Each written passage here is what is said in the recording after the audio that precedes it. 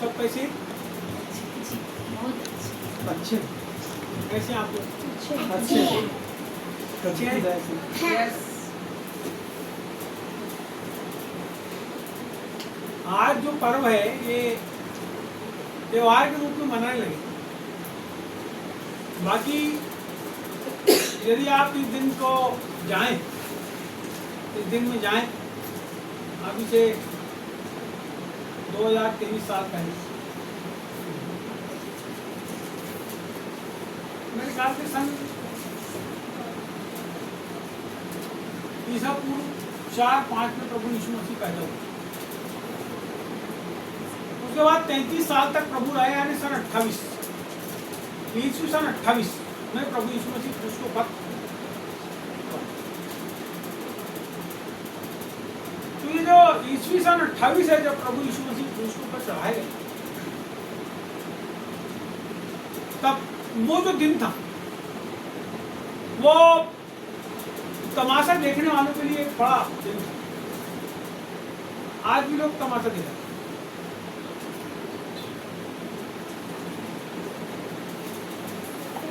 तमाशा देखने जमा हुए थे लोग, तमाशा।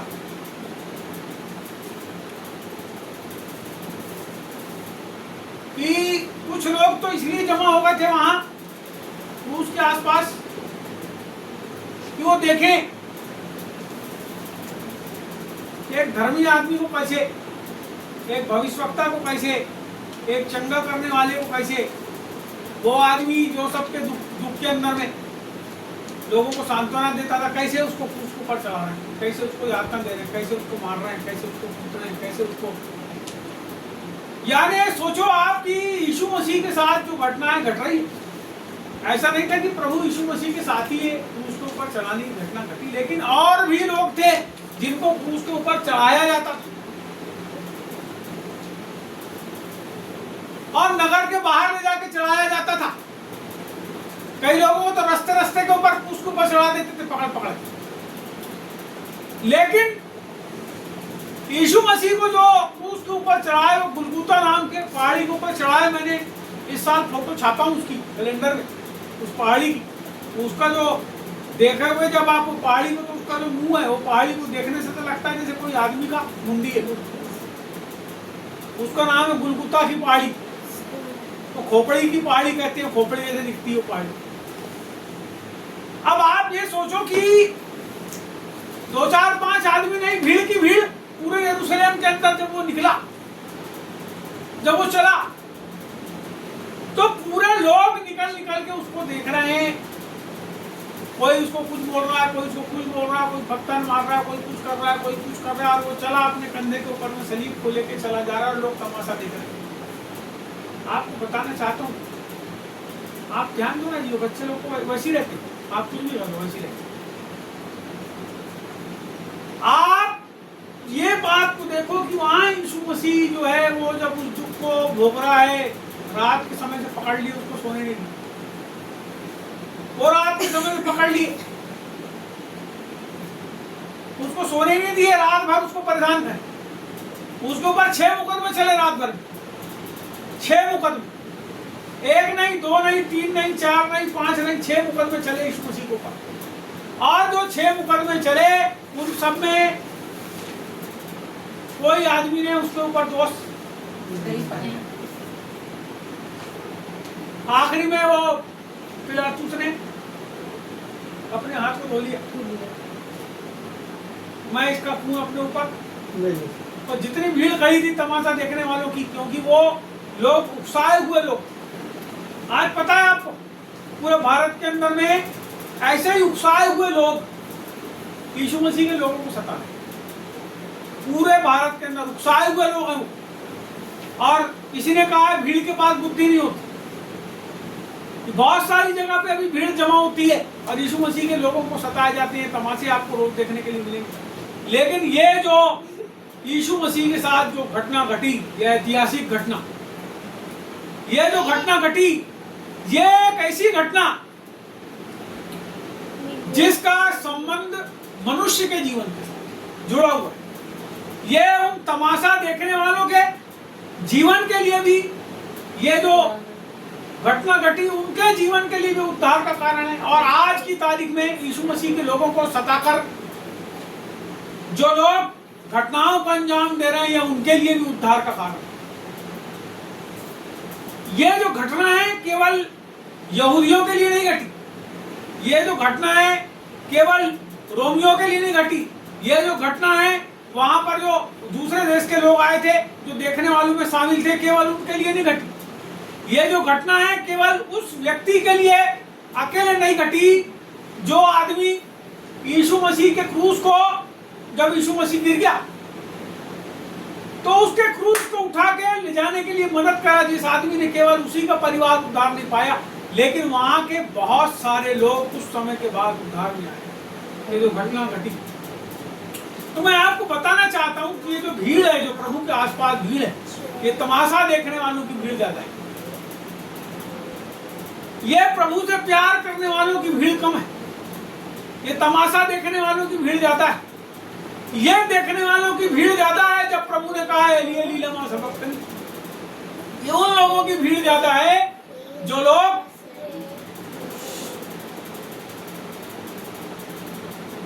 ये देखने के लिए रुके रहे कि ये एलिया को पुकारता है।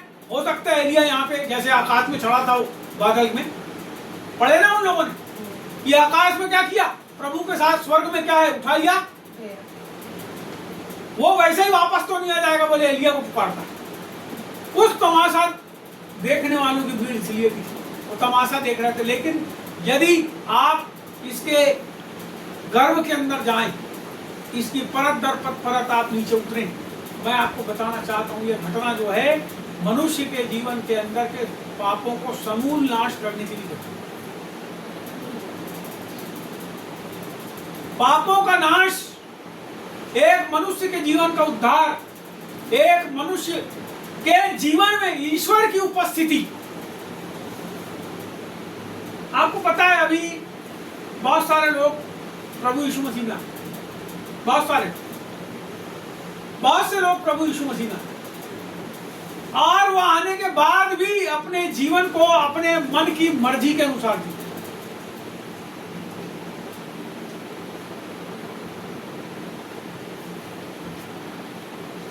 अपने मन की मर्जी के अनुसार जीते हैं, जबकि वास्तव में उनका जीवन परमेश्वर की शरण में, उसकी उपस्थिति में हो जाना चाहिए। प्रभु की उपस्थिति में जीवन हो जाना चाहिए, उसकी उपस्थिति में जीवन हो जाना चाहिए। देखिए मैं आपको बताना चाहता हूं, वो क्रूस के ऊपर चढ़ा इसलिए कि आपका मेल परमेश्वर के साथ करवाए, लेकिन जब हम प्रभु में आ गए तो हमारे पास प्रभु का मेल,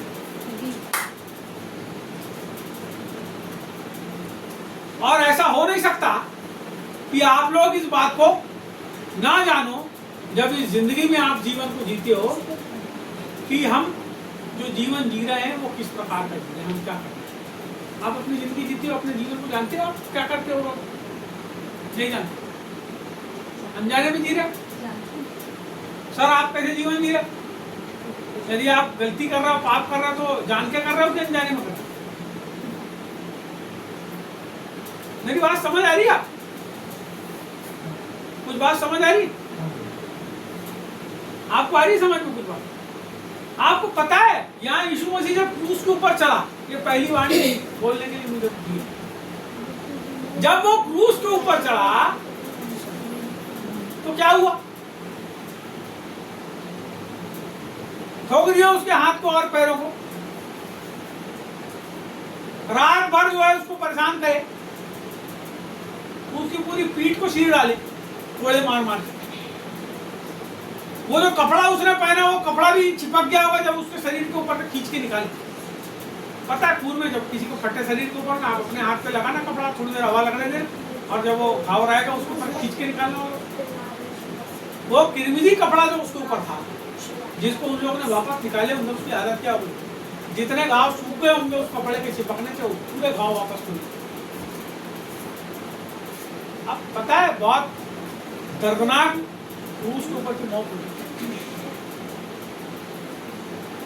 एक भी आदमी ने उसके ऊपर दोष नहीं पाया, लेकिन वो जो भीड़ थी वो चिल्ला चिल्ला के कहने पड़ी कि इसका खून हम पे और हमारे हमारे परिवार, बच्चों के ऊपर। आपको पता है पूरा यरूशलेम शहर सन 70 में नाश हो गया। पूरा यरूशलेम शहर नाश हो गया। एक भी यहूदी वहां का नहीं बचा जिनके चिल्लाए कि इसका खून हम पे। कितने साल के बाद? 42 साल के बाद उस शहर पूरा नाश हो। वहां लिखा है इस नगर के ऊपर पत्थर नहीं रहेगा। आपको पता है वो मंदिर के कंगूरे के ऊपर जब आग लगा दिए तो सोना जो लगा था कंगूरे पे वो पिघल के जब नीचे ऐसा करके बहा तो दरारों के अंदर घुस गया सोना। उसको निकालने के लिए लोगों ने पूरे के पूरे उस मंदिर को तोड़ दिया सोने को निकालने के लिए। वहां के सैनिकों ने जो बच्चे वहां पैदा हुए थे उनको टांगों से पकड़ करके जमीन के ऊपर फटक के मार दिए। मैं आपको बताना चाहता हूँ पूरा शहर जो है वो क्या हो गया, नेस्तनाबूत हो गया। कहा जाता है कि वहां पे इतना नरसंहार हुआ, इतने लोगों को मारे कि उनका खून जो है रोड के ऊपर से बहते बहते उस नगर के दरवाजे से फाटक से बाहर बह गए। इतिहासकार ने लिखा यूसुफ यीशु मसीह के खून को उन लोगों ने अपने ऊपर, आज लोग जानबूझ के प्रभु यीशु मसीह के लोगों को आज सता रहे हैं। मैं आपको बताना चाहता हूँ आज लोग यीशु मसीह के क्रूस के ऊपर, जैसे यीशु मसीह क्रूस पे चढ़ा वैसे लोग आज दुख के क्रूस के ऊपर चढ़ रहे। जो चल रहे हैं उनके लिए अच्छी बात है, लेकिन जो खड़े होकर विश्वासी लोग तमाशा देख रहे हैं उनके लिए दुख की बात है, क्योंकि वो जानबूझ के ऐसा कर रहे हैं। जान के नहीं कर रहे। जान के तो आदमी छोड़ देता है, लेकिन जानबूझ के, जानना भी और उसको बूझना भी, बूझने का मतलब समझने के बाद भी गलत काम कर रहे हैं। और यहाँ पे यीशु मसीह की वाणी को आज पूरे लोग याद करते हैं और क्या बोलते हैं, हे पिता इन्हें क्षमा कर क्योंकि ये नहीं जानते कि ये क्या नहीं जानते थे। क्या वो लोग जो उसको क्रूस के ऊपर चढ़ा रहे थे जानते थे कि नहीं? जो लोग उसको क्रूस के ऊपर चढ़ा रहे थे यीशु मसीह को, क्या वो लोग इस बात को नहीं जानते थे? जानते थे कि नहीं? उसके बाद भी क्या किया? चढ़ाए हैं क्रूस पे। तो प्रभु ने प्रार्थना किसके लिए किया?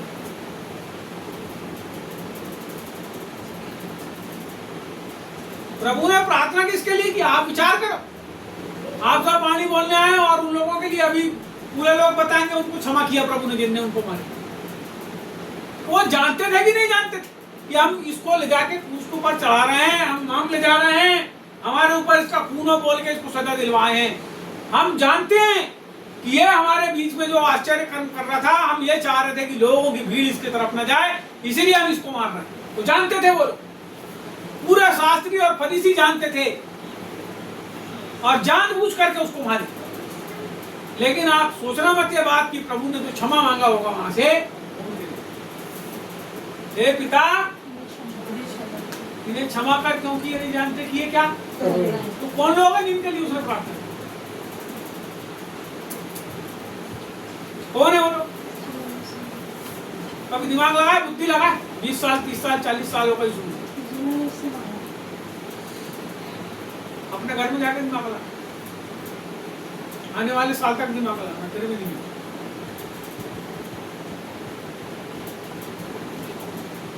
क्या स्थिति है आज मनुष्य की? हम जाते हैं, पाप करके आ जाते हैं, हम गलतियां करके आ जाते हैं, जानबूझ के करते हैं और आके बोलते हैं प्रभु क्षमा कर दे। जो आदमी नहीं जान रहा है वो क्या कर रहा है, उसको तो प्रभु क्षमा कर दे रहा है, लेकिन जो जानबूझ के कर रहा है उसको प्रभु कैसे क्षमा करेगा? मेरे को बता। वाणी प्रभु की है, लेकिन प्रश्न मेरे पास है दो। जो अनजाने में कोई काम को कर लिया, प्रभु ने उसको क्षमा कर दिया, लेकिन जो जानबूझ के कर रहा है उसको प्रभु कैसे क्षमा करेगा? हे पिता ये नहीं जानते ये क्या करते हैं। किसके लिए क्षमा मांगा? जो नहीं जानते। अब तुम क्या कर रहे हो? सब जान के गलती कर रहे हो, तो फिर क्षमा है क्या? नहीं।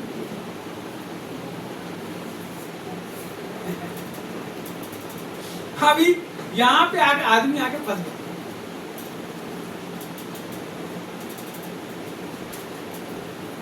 खीला बनाने वाले ने खीला बनाया होगा, जिस खीले से ठोका गया ना, उस खीले बनाने वाले ने खीला बनाया होगा और उसको यह मालूम होगा कि अपराधी को इसको को जो है ये खीला, ठोका जाएगा। लेकिन उसको ये नहीं पता था कि ये मुक्तिदाता को खीला ठोका।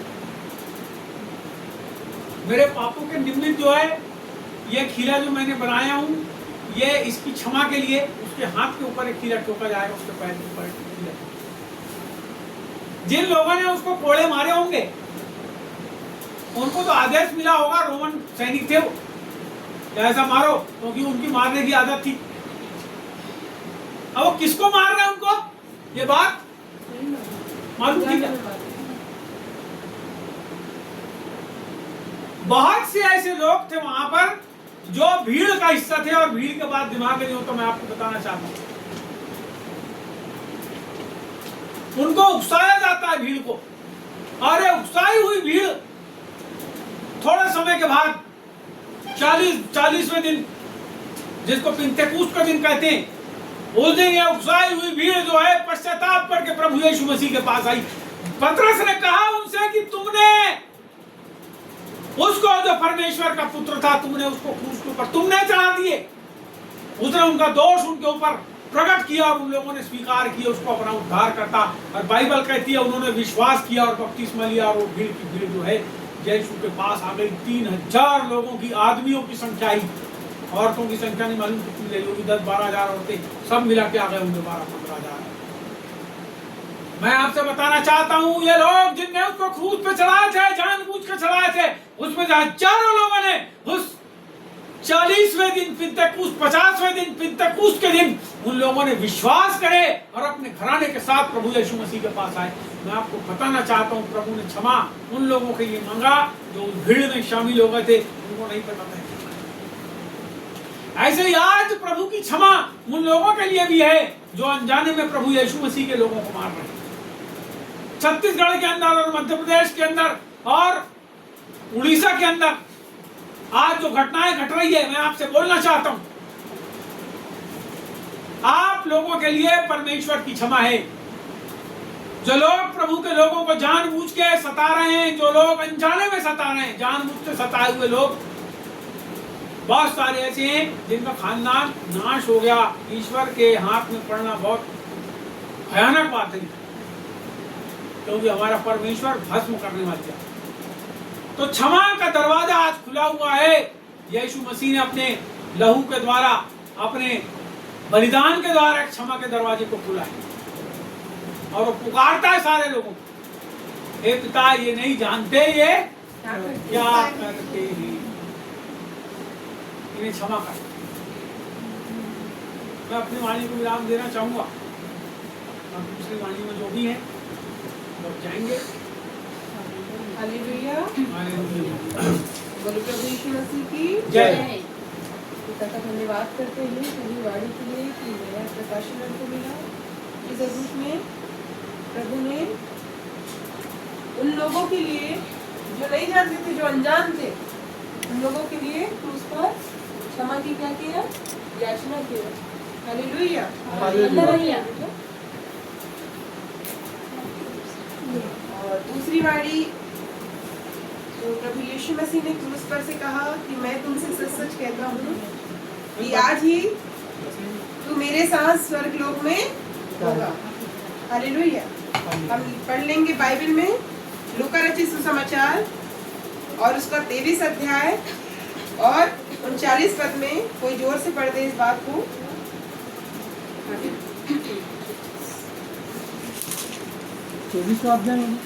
23वां अध्याय और 39 पद से पढ़ दें 42 तक। जो कुकर्मी वहां लटकाए गए थे, जी। उनमें से एक ने उसकी निंदा करके कहा, क्या तू मसीह नहीं? तो फिर अपने आप को और हमें बचा। इस पर दूसरे ने उसे डांटकर कहा, क्या तू परमेश्वर से नहीं डरता? तू भी तो वही दंड पा रहा है। और आगे पढ़िए 40 तक पढ़ना। 40 तो 43 43 43 और हम तो न्यायानुसार दंड पा रहे हैं, क्योंकि हम अपने कामों का ठीक फल पा रहे हैं, पर इसने कोई अनुचित काम नहीं किया। तब उसने कहा, हे यीशु, जब तू अपने राज्य में आए तो मेरी सुधि लेना। उसने उसे कहा, मैं तुझसे सच कहता हूँ कि आज ही तू मेरे साथ स्वर्गलोक में होगा। हालेलुया। हालेलुया। देखिए कितनी अच्छी बात है। हम यहाँ 39 पद से पढ़े हैं लूका रचित समाचार में कि जो कुकर्मी वहां लटकाए गए थे उनमें से एक ने उसकी निंदा करके कहा, क्या तू मसीह नहीं? तो फिर अपने आप को और हमें बचा। इस पर दूसरे ने उसे डांट कर कहा, क्या तू परमेश्वर से भी नहीं डरता?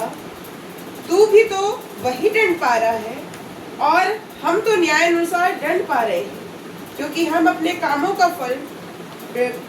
का ठीक फल पा रहे हैं, पर इसने कोई अनुचित काम नहीं किया। तब उसने कहा, हे यीशु, जब तू अपने राज्य में आए तो मेरी सुधि लेना। उसने उससे कहा, मैं तुझसे सच कहता हूँ कि आज ही तू मेरे साथ स्वर्गलोक में होगा। हालेलुया। हालेलुया। देखो कितनी अच्छी बात यहाँ पर लिखी गई है कि हम जब ऊपर पढ़ते हैं तो ऊपर में भी ये लिखा है कि जब यीशु मसीह क्रूस पर चढ़ाए गए तो यीशु मसीह बीच में है, बाजू में भी एक डाकू और आजू में भी एक डाकू। यानी उस समय क्रूस पर 3 लोग चढ़ाए गए, बाएं में और दाएं में डाकू थे, जो हो सकता है उन्होंने कोई अपराध किया हो, कोई गलत काम किया हो, किसी की हत्या की हो, उनको क्रूस की सजा सुनाई गई और साथ ही साथ हमारे प्रभु यीशु मसीह को भी उनके साथ साथ क्रूस की सजा सुनाई गई।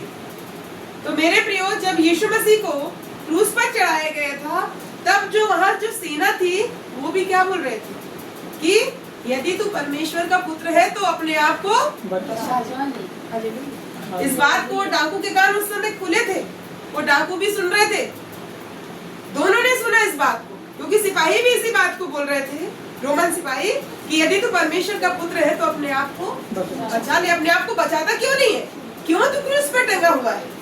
लेकिन मेरे प्रियो, उन दोनों डाकुओं में से एक व्यक्ति ने क्या कहा कि एक व्यक्ति ने तो दोष लगाया कि तू यदि परमेश्वर का पुत्र है, उसी बात को सुनकर, यदि तू परमेश्वर का पुत्र है तो अपने आप को बचा।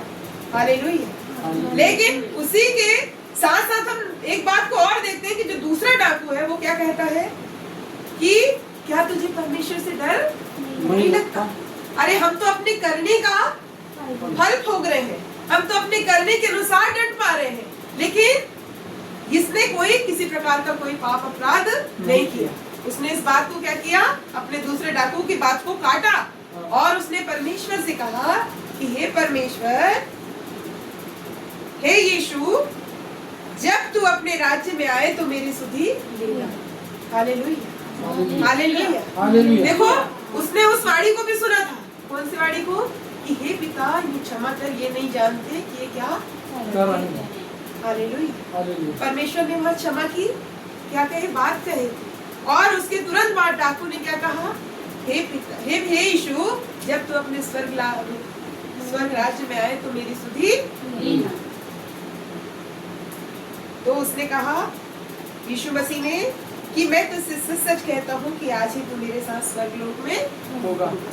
हालेलुया। मेरे प्रियो, यहाँ बहुत बड़ी बात नहीं है कि हम पाप करते हैं या धर्म करते हैं, गलत काम करते हैं, लेकिन इसके बावजूद तो डाकू को मालूम था कि उसने बहुत गलत काम किया और वो बिल्कुल अपनी मृत्यु के पास था, क्योंकि उनको क्रूस की सजा सुना दी गई थी, उनको क्रूस पे टांग दिया गया था। वो मृत्यु के बहुत पास में था। कहते हैं कि कोई व्यक्ति जब मृत्यु के बहुत पास में आ जाता है तो उसको अपने सारे कर्म दिखाई देने लगते हैं।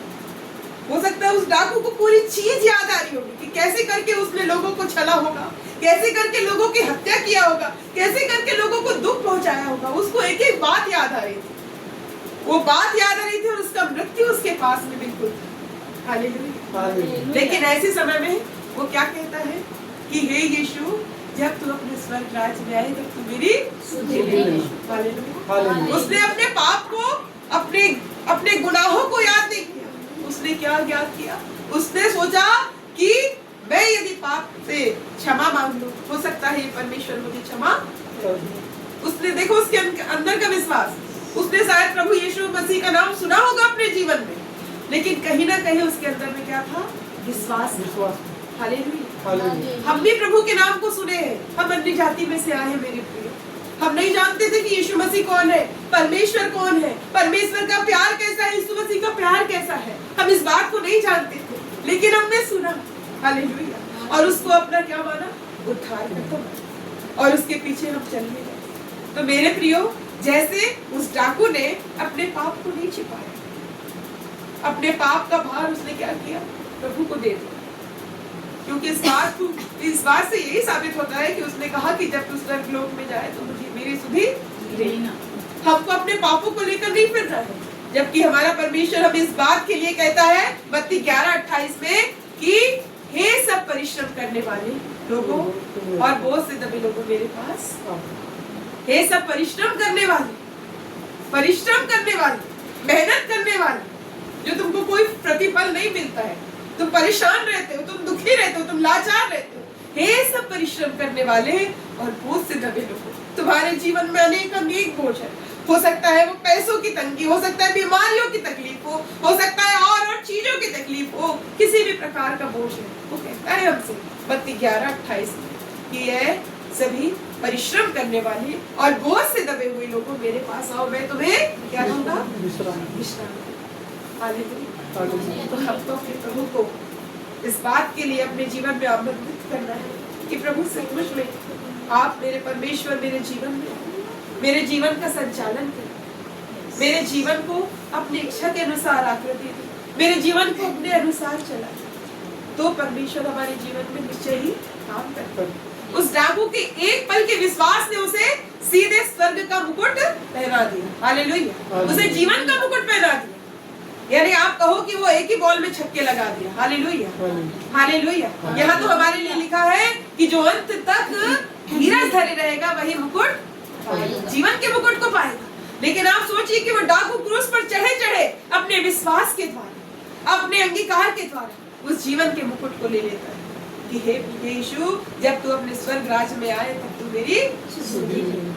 हालेलुया। हमारा परमेश्वर बहुत महान, हमारा परमेश्वर बहुत दयालु है। वो हमारे पापों का, हमारी किसी भी बात का लेखा नहीं लेता। आपको मालूम है बाइबल में एक और घटनाक्रम है कि कैसे एक पापिनी स्त्री को प्रभु यीशु मसीह ने क्षमा किया।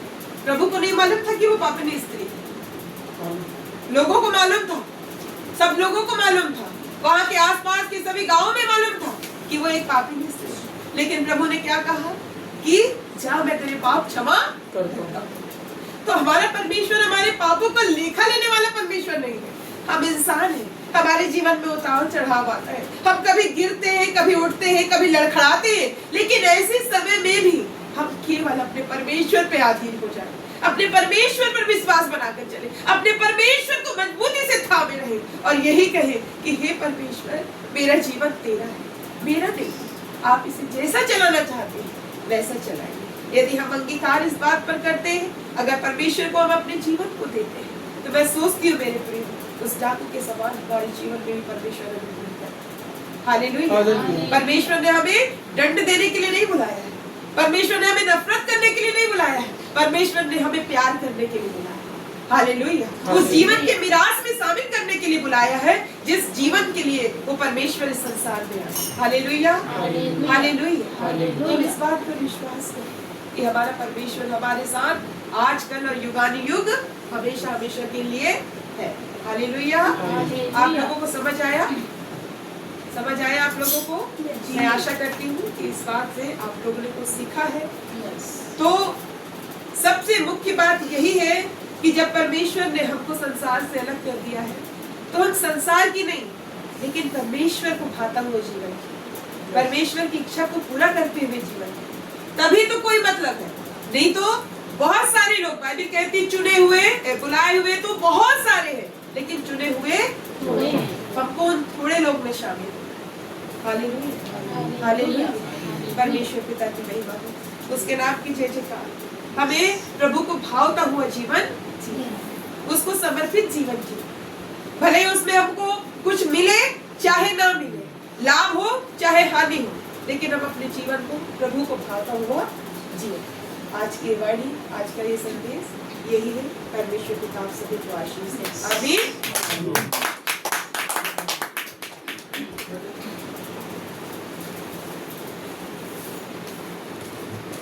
इसी क्रम में तीसरी वाणी में जाएंगे हम बहन संजू के साथ कि हे नारी देख ये तेरा पुत्र है। यूहन्ना में सुसमाचार 19:26।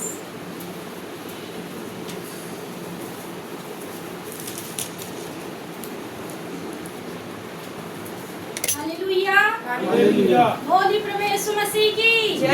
जय। आज हमारे लिए बहुत ही सुंदर और सुखद और सौभाग्य का समय है।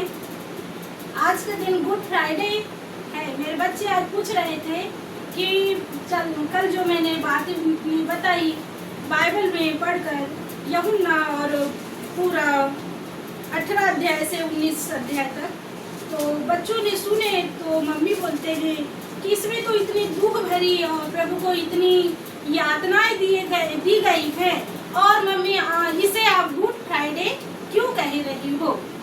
हालेलुया। बोले प्रभु यीशु मसीह की जय। ये बहुत बड़ी रहस्य की बात है। तो बच्चे मेरे दोनों पूछने लगे मम्मी ये तो बैड फ्राइडे है, सैड फ्राइडे है, सैड फ्राइडे है, दुखी वाला फ्राइडे, और आप गुड फ्राइडे क्यों कह रहे हो? ये बिल्कुल रहस्य की बात है।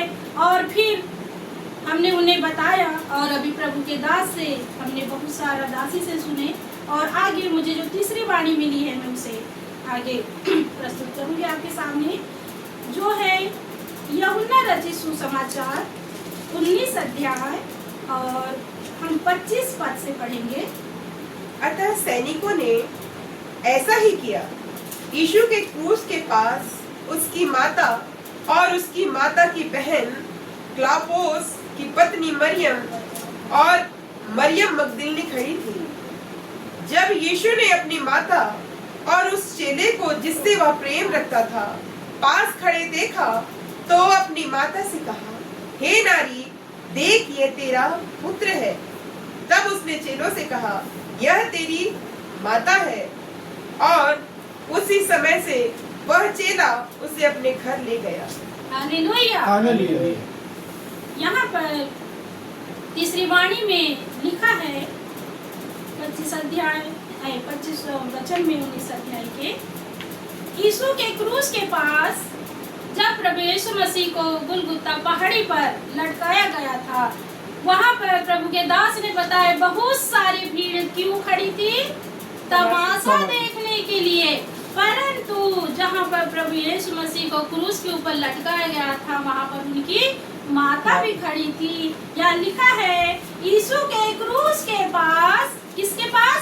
क्रूस के पास। ऐसा नहीं कि इतने दूर गेट के पास उधर ग्राउंड में खड़ी नहीं थी उनकी माता। कहाँ खड़ी थी? क्रूस के पास उसकी माता और माता की बहन क्लोपास की पत्नी मरियम और मरियम मगदलिनी खड़ी थी।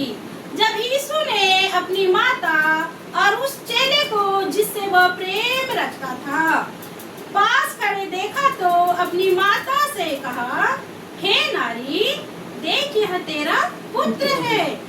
तब उसने चेले से कहा, किसने? प्रभु यीशु मसीह से ने, किससे?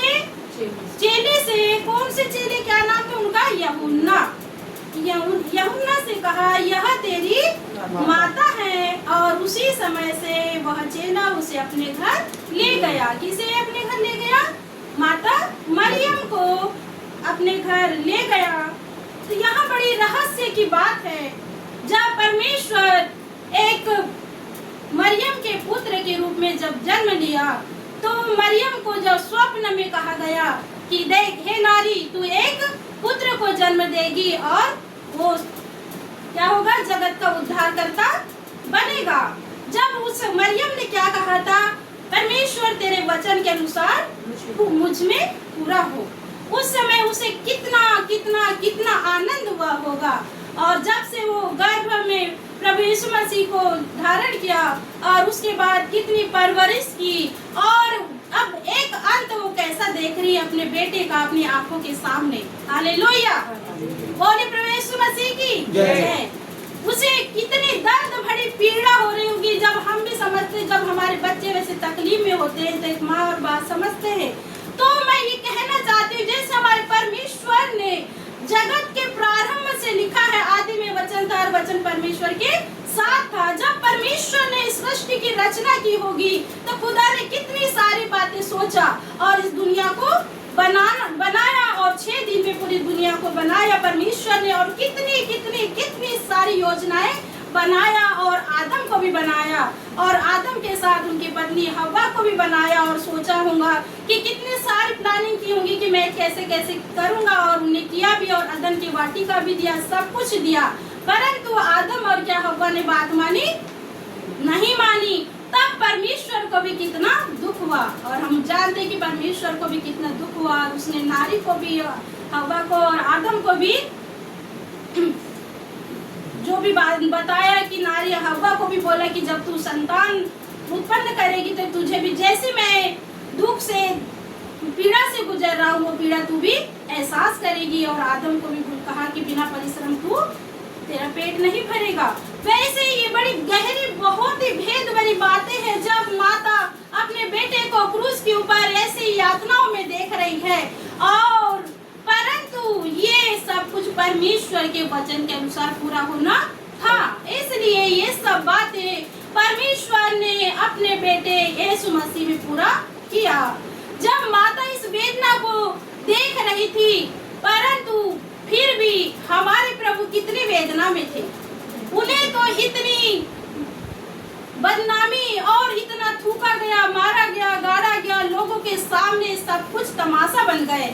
और परमेश्वर के पुत्र होने के बावजूद भी आज तो हमारे पास थोड़ा धन और दौलत और पद और प्रतिष्ठा होती है तो हम क्या हो जाते हैं, ये हो जाते हैं, रूप और रंग हो जाता है तो कि हम है तो कोई नहीं, प्रभु में होते हुए भी होते। प्रियो, संसार की बात नहीं कर रहे हम, परंतु वो तो परमेश्वर का पुत्र था, फिर भी क्रूस के ऊपर दुनिया के सामने लटका हुआ था। और आप देख रहे हैं, हम देख रहे हैं उनकी नम्रता को, उनकी गंभीरता को। वैसे ही और माँ कैसे दर्द में है, वैसे आज मैं सोचती हूँ कि हमारा परमेश्वर भी, जो उसने क्रूस के ऊपर अपने बेटे को इतनी तकलीफ, वेदना भरी पीड़ा को सहने की शक्ति दिया, पर किसके लिए दिया? हम सारी मनुष्य जाति के लिए, कि जो भी प्रभु यीशु मसीह उसके बेटे पर विश्वास करे वो नाश न हो परंतु अनंत जीवन को पाए। परंतु आज हमारे सामने प्रश्न है, क्या हम इस दौर में खड़े हैं? क्या हमारी जिंदगी इस दौर में खड़ी है? क्या हम हर दिन ऐसा जी रहे हैं? क्या हम अनंत जीवन को पा सकते हैं?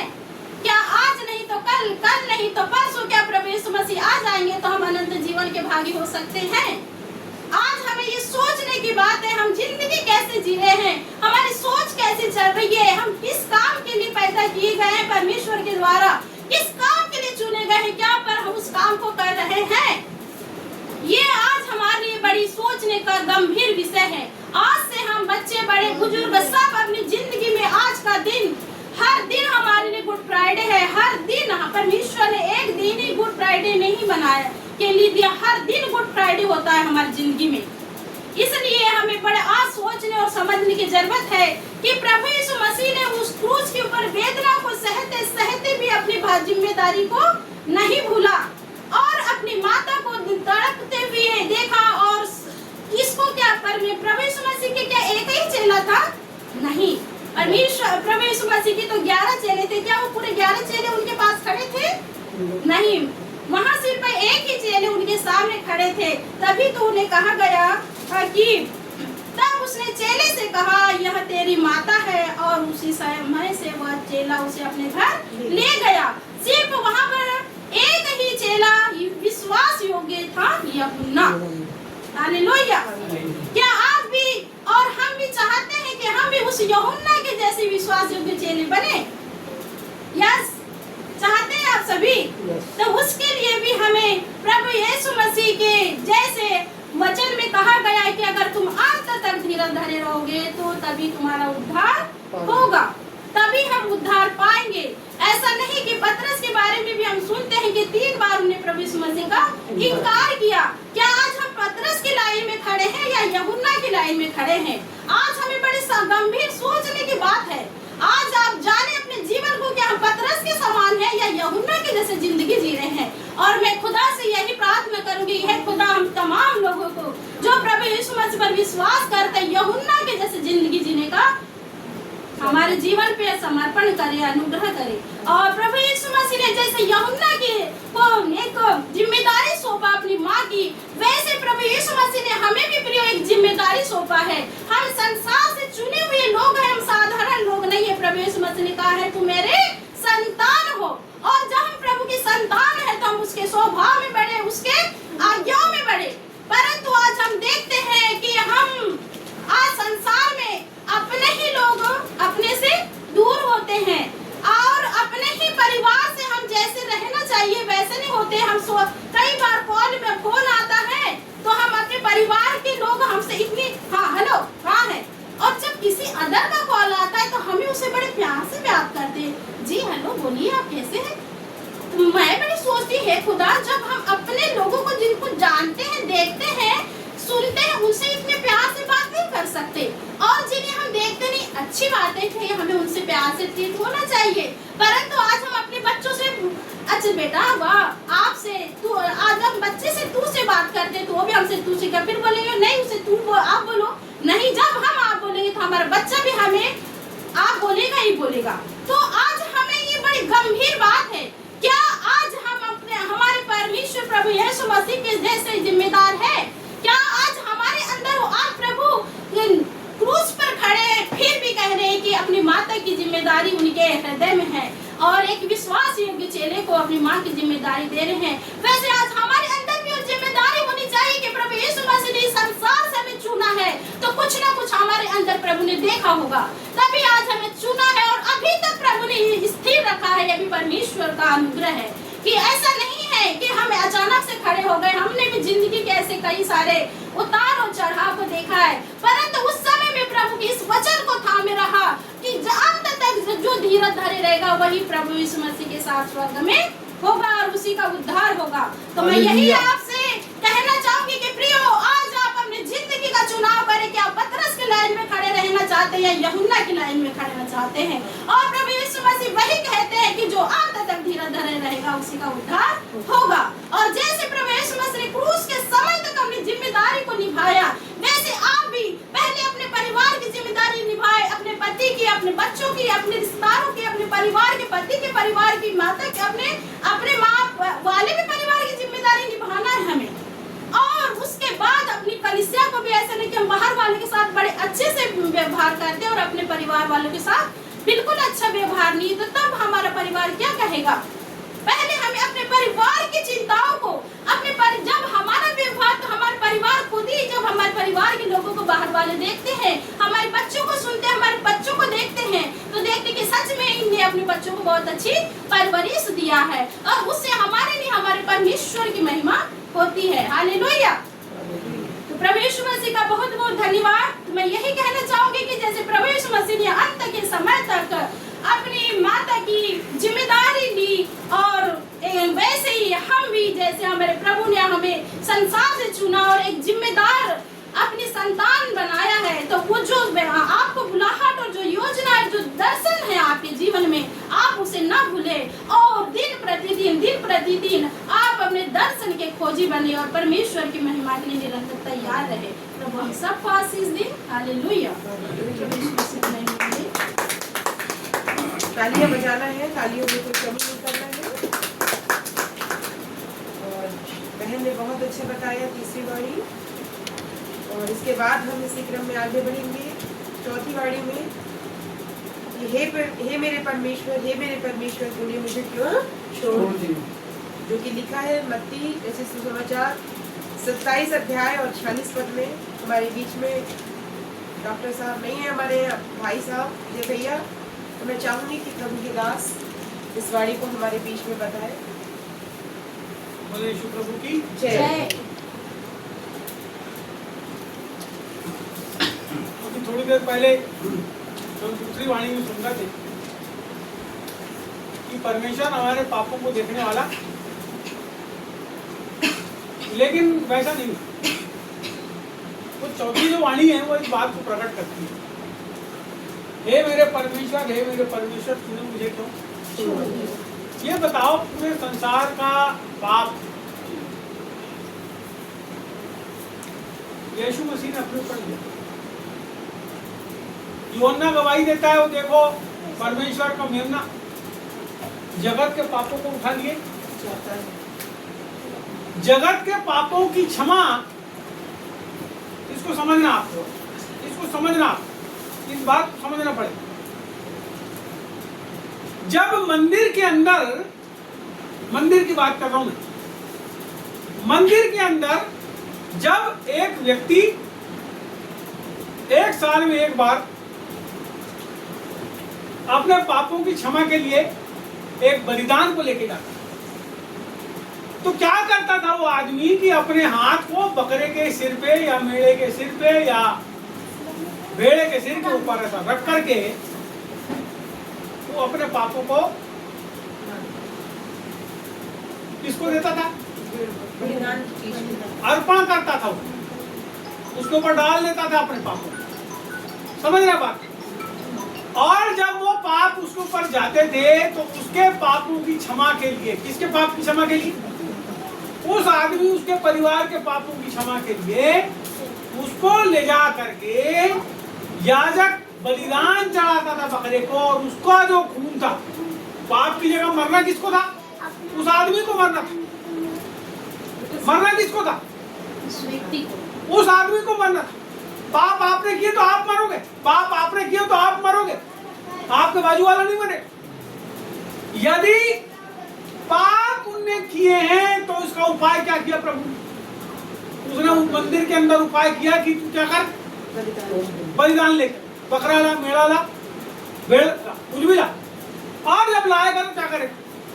याजक के सामने हाथ रखेगा, उसके ट्रांसफर करेगा अपने पाप। तो इसके अपने पाप जो गलती किया उसके लिए जो मेरे को मरना था, उसके लिए अब मैं क्या कर रहा हूँ? इस बकरे को दे रहा हूँ। अब यह बकरे को जो है परमेश्वर के सामने बलिदान। समझ रहे हैं बात? जो बलिदान चढ़ाया जाएगा वो पूरा उसका खून निकालकर परमेश्वर के मंदिर में अंदर पर्दे के पास ले जाके पाप की क्षमा उसकी हो गई। जब छिड़का जाता है तब यहां क्या हुआ? यीशु मसीह क्रूस के ऊपर चढ़ गए और क्या बोले उन्हें? हे मेरे हे मेरे परमेश्वर, तूने मुझे क्यों छोड़ दिया? तूने मुझे क्यों छोड़ दिया। आज पता है आपको, जब आदमी पाप करता है, आप बाद की बात को आप छोड़ दीजिए, आप समझिए इस बात को। जिस दिन आप पाप करते हो, जिस दिन आप गलती करते हो, उस दिन क्या होता है? जिस दिन आप पाप करते हो या गलती करते हो, सुनिए मैं आपको बताता हूँ। जैसे ही पाप आप करोगे, सबसे पहले धड़ धड़ धड़ धड़ धड़ धड़ धड़ धड़ धड़, जैसे ही गलती करते हो धड़ धड़ धड़ धड़, और अपने पाप को आप छुपाते हो। क्या करते हो? छुपाते हो ना अपनी गलतियों। अपने पति के विरुद्ध में कोई काम करोगे तो क्या करते हो? चुपचाप ऐसे बन के रहते हो जैसे कुछ नहीं। और पति जब अपनी औरत के विरुद्ध पाप करता है तो उसके ऊपर जबरदस्ती नाराज होता है। यहाँ फर्क है औरत के पाप में और आदमी के पाप में। आदमी गलती करता है तो अपनी औरत के ऊपर, बाल बच्चों के ऊपर, सबके ऊपर नाराज होता है। अपनी भड़ास कैसे निकालेगा? और औरत करती है तो क्या करती है? पता नहीं चलना चाहिए मरते तक।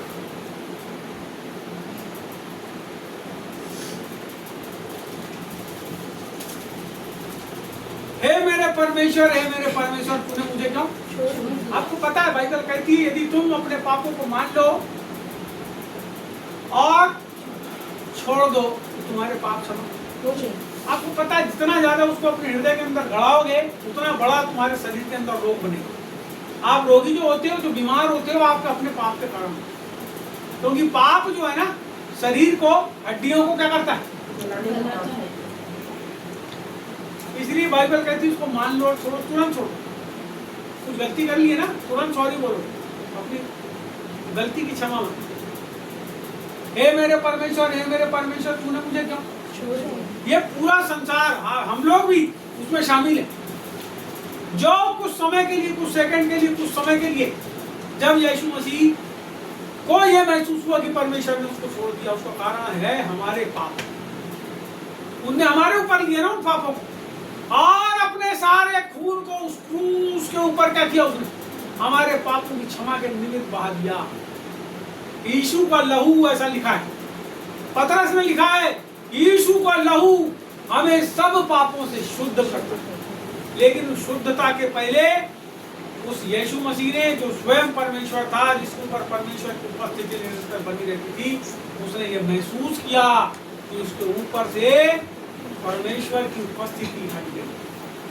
मैं आपसे कहना चाहता हूँ, जब हम अपनी जिंदगी के अंदर ऐसे कामों को करते हैं, वो समय होता है जब हमारे ऊपर से परमेश्वर की उपस्थिति है।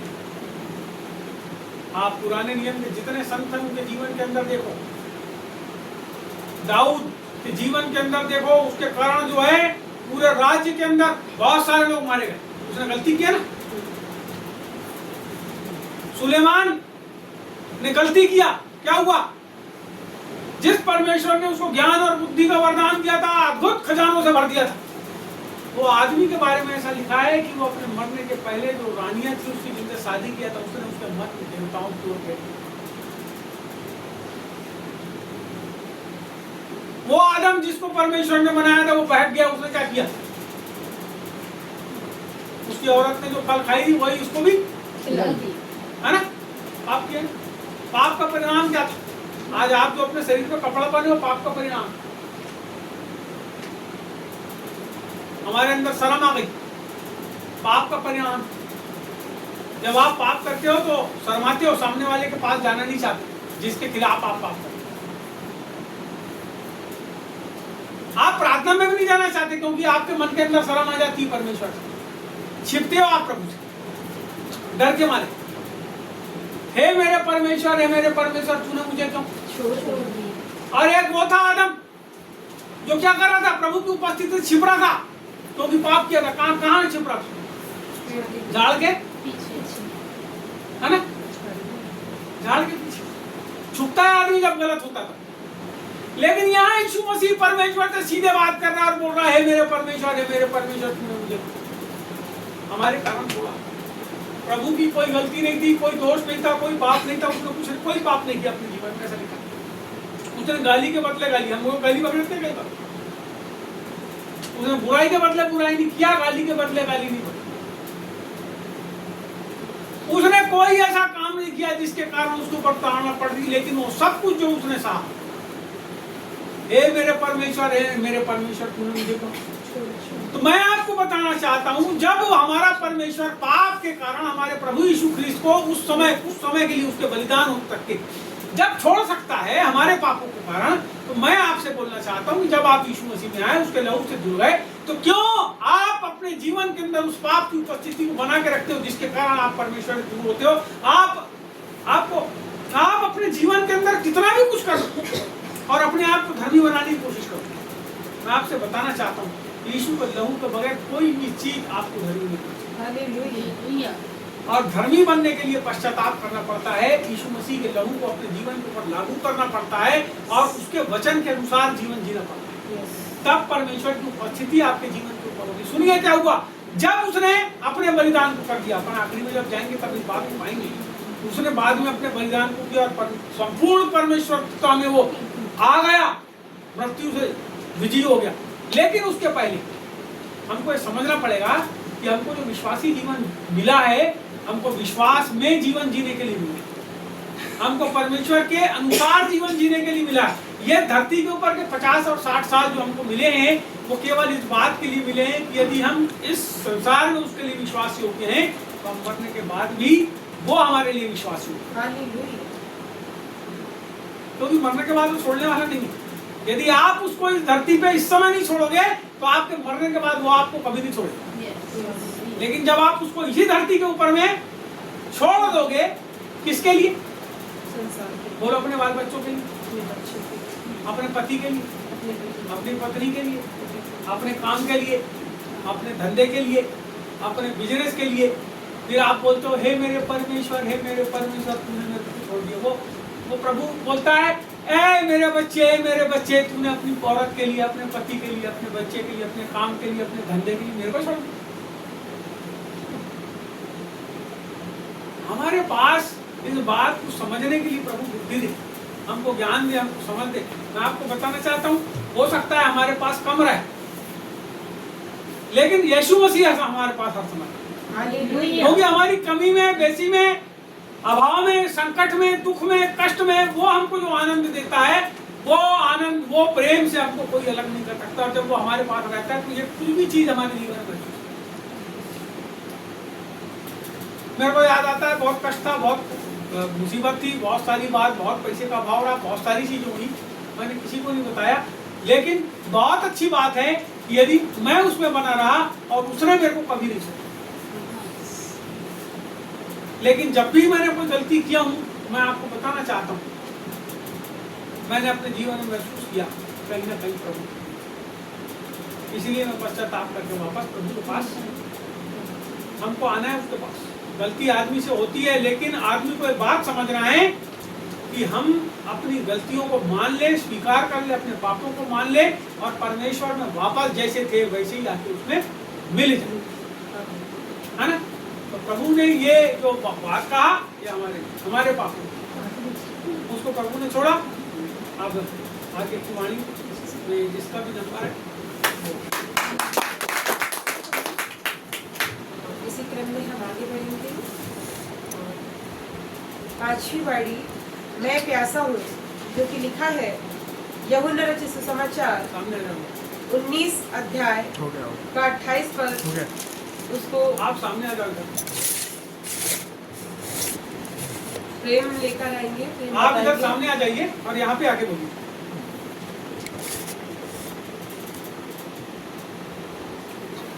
वो घुमा दो ना इस पर।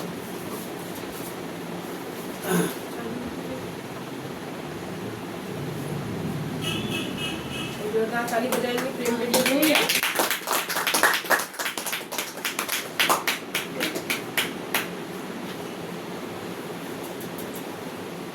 आप सबको जय मसीह की। जय मसीह की। पवित्र शास्त्र में यूहन्ना अध्याय 19 और उसके बाद 28 में लिखा है, इसके बाद यीशु ने यह जानकर कि सब कुछ पूरा हो चुका ताकि पवित्र शास्त्र की बात पूरी हो, कहा मैं प्यासा हूँ। ये केवल एक शारीरिक पुकार नहीं थी, पर यह भजन संहिता 69 अध्याय और उसके 21 में दी गई भविष्यवाणी की पूर्णता थी, जहाँ लिखा है मेरे प्यासे होने पर उन्होंने मुझे सिरका पिलाया। परमेश्वर ने सदियों पहले जो ठहराया था वह क्रूस पर पूरा होते हुए दिख रहा है। यह बात यह दर्शाती है कि यीशु मसीह वह सच्चा मनुष्य मसीहा है, जिसके विवरण व्यवस्था और भविष्यवक्ताओं की पुस्तक में दिया गया है। मैं प्यासा हूँ, इन शब्दों के माध्यम से हम परमेश्वर के पुत्र की मानवता को देखते हैं। वह कोई काल्पनिक छाया नहीं थी, बल्कि उन्होंने मांस और लहू में हमारे बीच वास किया। कोड़ों की मार, भारी क्रूस का ढोना और घंटों तक चिलचिलाती धूप में लटके रहने के कारण उनका शरीर निर्जलीकरण का शिकार हो चुका था। जब उन्होंने कहा मैं प्यासा हूँ, तो यह उनकी वास्तविक शारीरिक वेदना थी। दुख को प्रकट और यह वेदना उनके शारीरिक दुख को प्रकट करता है, क्योंकि उस समय वो अपने मनुष्य रूप में थे। उन्होंने हमारे पापों की क्षमा के लिए उस प्यास को सहा ताकि हम जीवन का जल पी सके। बाइबल बताती है कि पाप की मजदूरी तो मृत्यु है। क्रूस पर प्रभु यीशु मसीह ने मानव जाति के सब पापों को अपने ऊपर ले लिया। जब पवित्र परमेश्वर ने पाप के कारण अपने मनुष्य से मुख मोड़ा, तो उस आत्मिक और शारीरिक सूखेपन ने इस पुकार को जन्म दे दिया। उन्होंने वो प्यास सही जिसे वास्तव में हमें सहना था।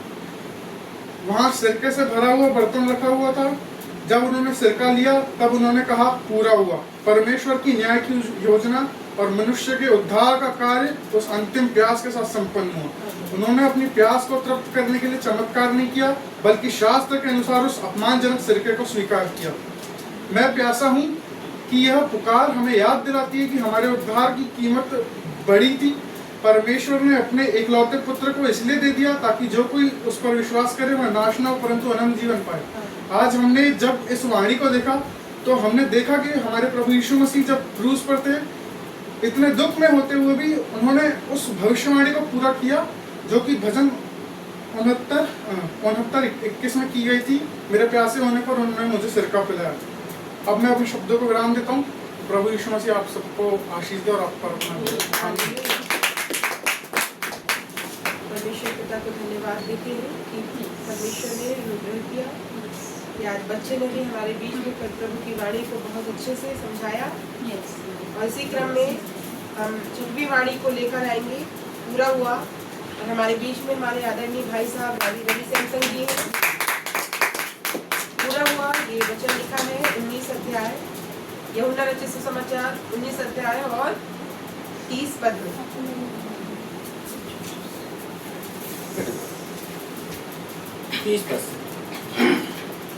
हालेलुया, बोलो प्रभु यीशु मसीह की जय। छोटी सी कोरस गाएंगे। धन्यवाद देते हैं प्रभु परमेश्वर का, खास तौर पर परमेश्वर का सारा आदर सम्मान देते हैं। सबसे बड़ी बात यह है कि जो भैया ने जो बात बताई, प्रभु के सेवक ने बहुत सारी बातें लोगों ने नहीं बताया आज तक। भाभी जी ने भी बहुत सारी अच्छी बातें बताई। एक पारिवारिक रीति से हमारे पटले भाभी जी ने भी बहुत सारी ऐसी बातें बताई। मगर बात ये है कि ये जो बात आप सुन रहे ये कहीं नहीं सुने होंगे आप। एक हकीकत जो मतलब शब्दों से भी आप समझ सकते हैं कि ये बात क्या है। क्या है भैया? सत्य, गोलमोल बात नहीं। मगर इन सब बातों को बोलने से पहले पूरा हुआ मैं आपके सामने एक बहुत अच्छा छोटी सी कोरस गाऊंगा जो थोड़ा ही समय बचा है। युग शांति का प्रारंभ प्रभु क्षमा में है आनंद, यीशु दया सागर, यीशु दया सागर, यीशु दया सागर, यीशु दया सागर, दया सागर, दया सागर, दया सागर, दया सागर, युग शांति का प्रारंभ प्रभु क्षमा में है आनंद, यीशु दया सागर, यीशु दया सागर, यीशु दया सागर, यीशु दया सागर। बोलो प्रभु यीशु मसीह की जय। आपके सामने हम प्रभु का वचन पढ़ेंगे और जैसे हमारे प्रभु की दासी ने जो बताया, यूहन्ना रचित सुसमाचार और उसका 19 अध्याय और उसका 30 पद। जब यीशु ने सिरका लिया तो कहा पूरा हुआ, सिर झुकाकर प्राण त्याग दिया। पूरा हुआ के विषय में हम ध्यान देंगे। बोलो प्रभु यीशु मसीह की जय। क्या पूरा हुआ?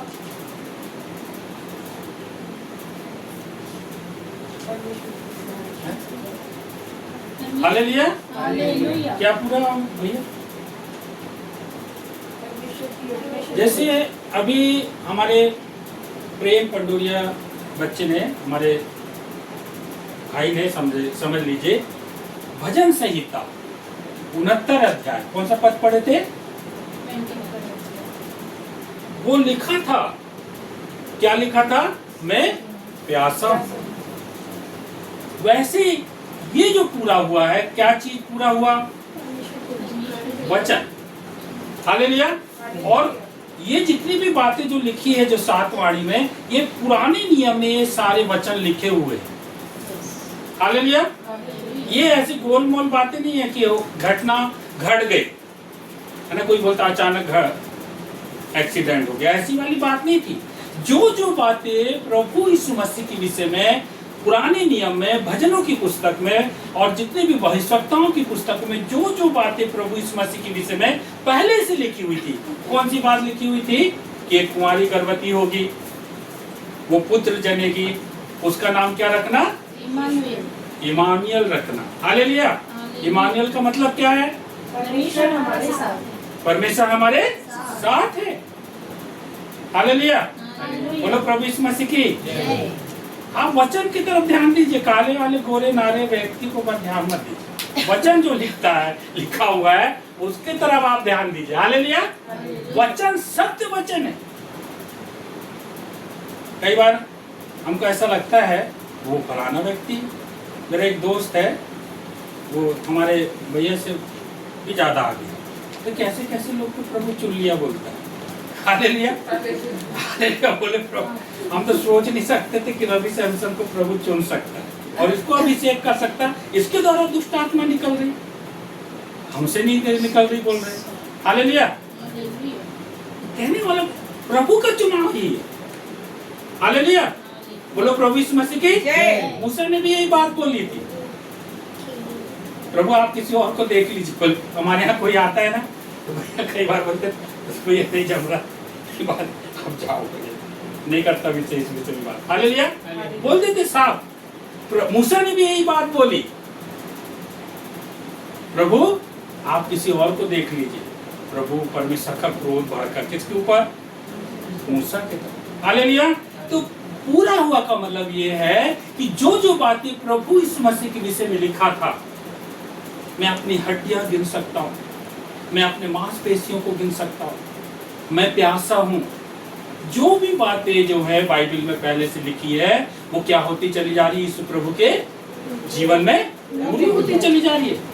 और बाइबल में यशायाह की पुस्तक में भी लिखा है, यिर्मयाह की पुस्तक में लिखा हुआ है और भजनों की पुस्तक में लिखा है और पुराने नियम में मूसा ने पहले से प्रभु के विषय में कह दिया था। किसके विषय में?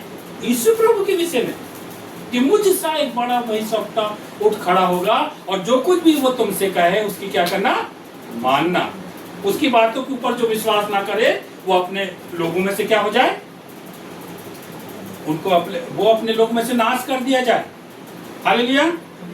हाँ, क्यों प्रभु यीशु मसीह ने कहा कि मेरी माता जो है आज से तेरी माता है? समझे आप?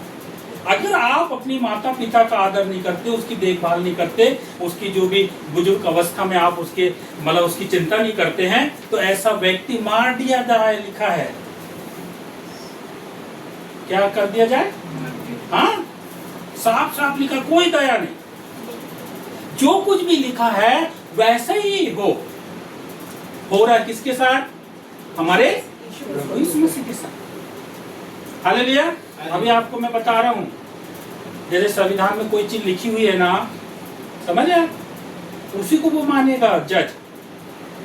वो वकील इधर की बात करेगा, उधर की बात करेगा, वो नहीं मानता। जो लिखा है उसी के अनुसार वो क्या करेगा? इंसाफ करेगा। सच बता रहा हूं मैं आप, वो इधर उधर से कुछ भी उठा के नहीं। पुराण में लिखा है, उसमें ये लिखा है, उसमें वो लिखा है, वो वाले उसमें वैसा कुछ नहीं। जो संविधान में लिखा है जज वैसा ही फैसला देगा। कितना सर पटक लो उसके सामने। तो जो कुछ भी परमेश्वर के वचन में लिखा हुआ था, आप और मैं कैसी प्रार्थना करते हैं? कई पास्टर प्रभु के सेवक लोग, हे प्रभु ये युद्ध थम जाए, ये अकाल क्या हो जाए? थम जाए, ये बीमारी चली जाए, ये समस्या चली जाए, ये रवि भैया बालाघाट से चले जाए। ऐसा कुछ नहीं, जो लिखा है वही होगा। हालेलुया।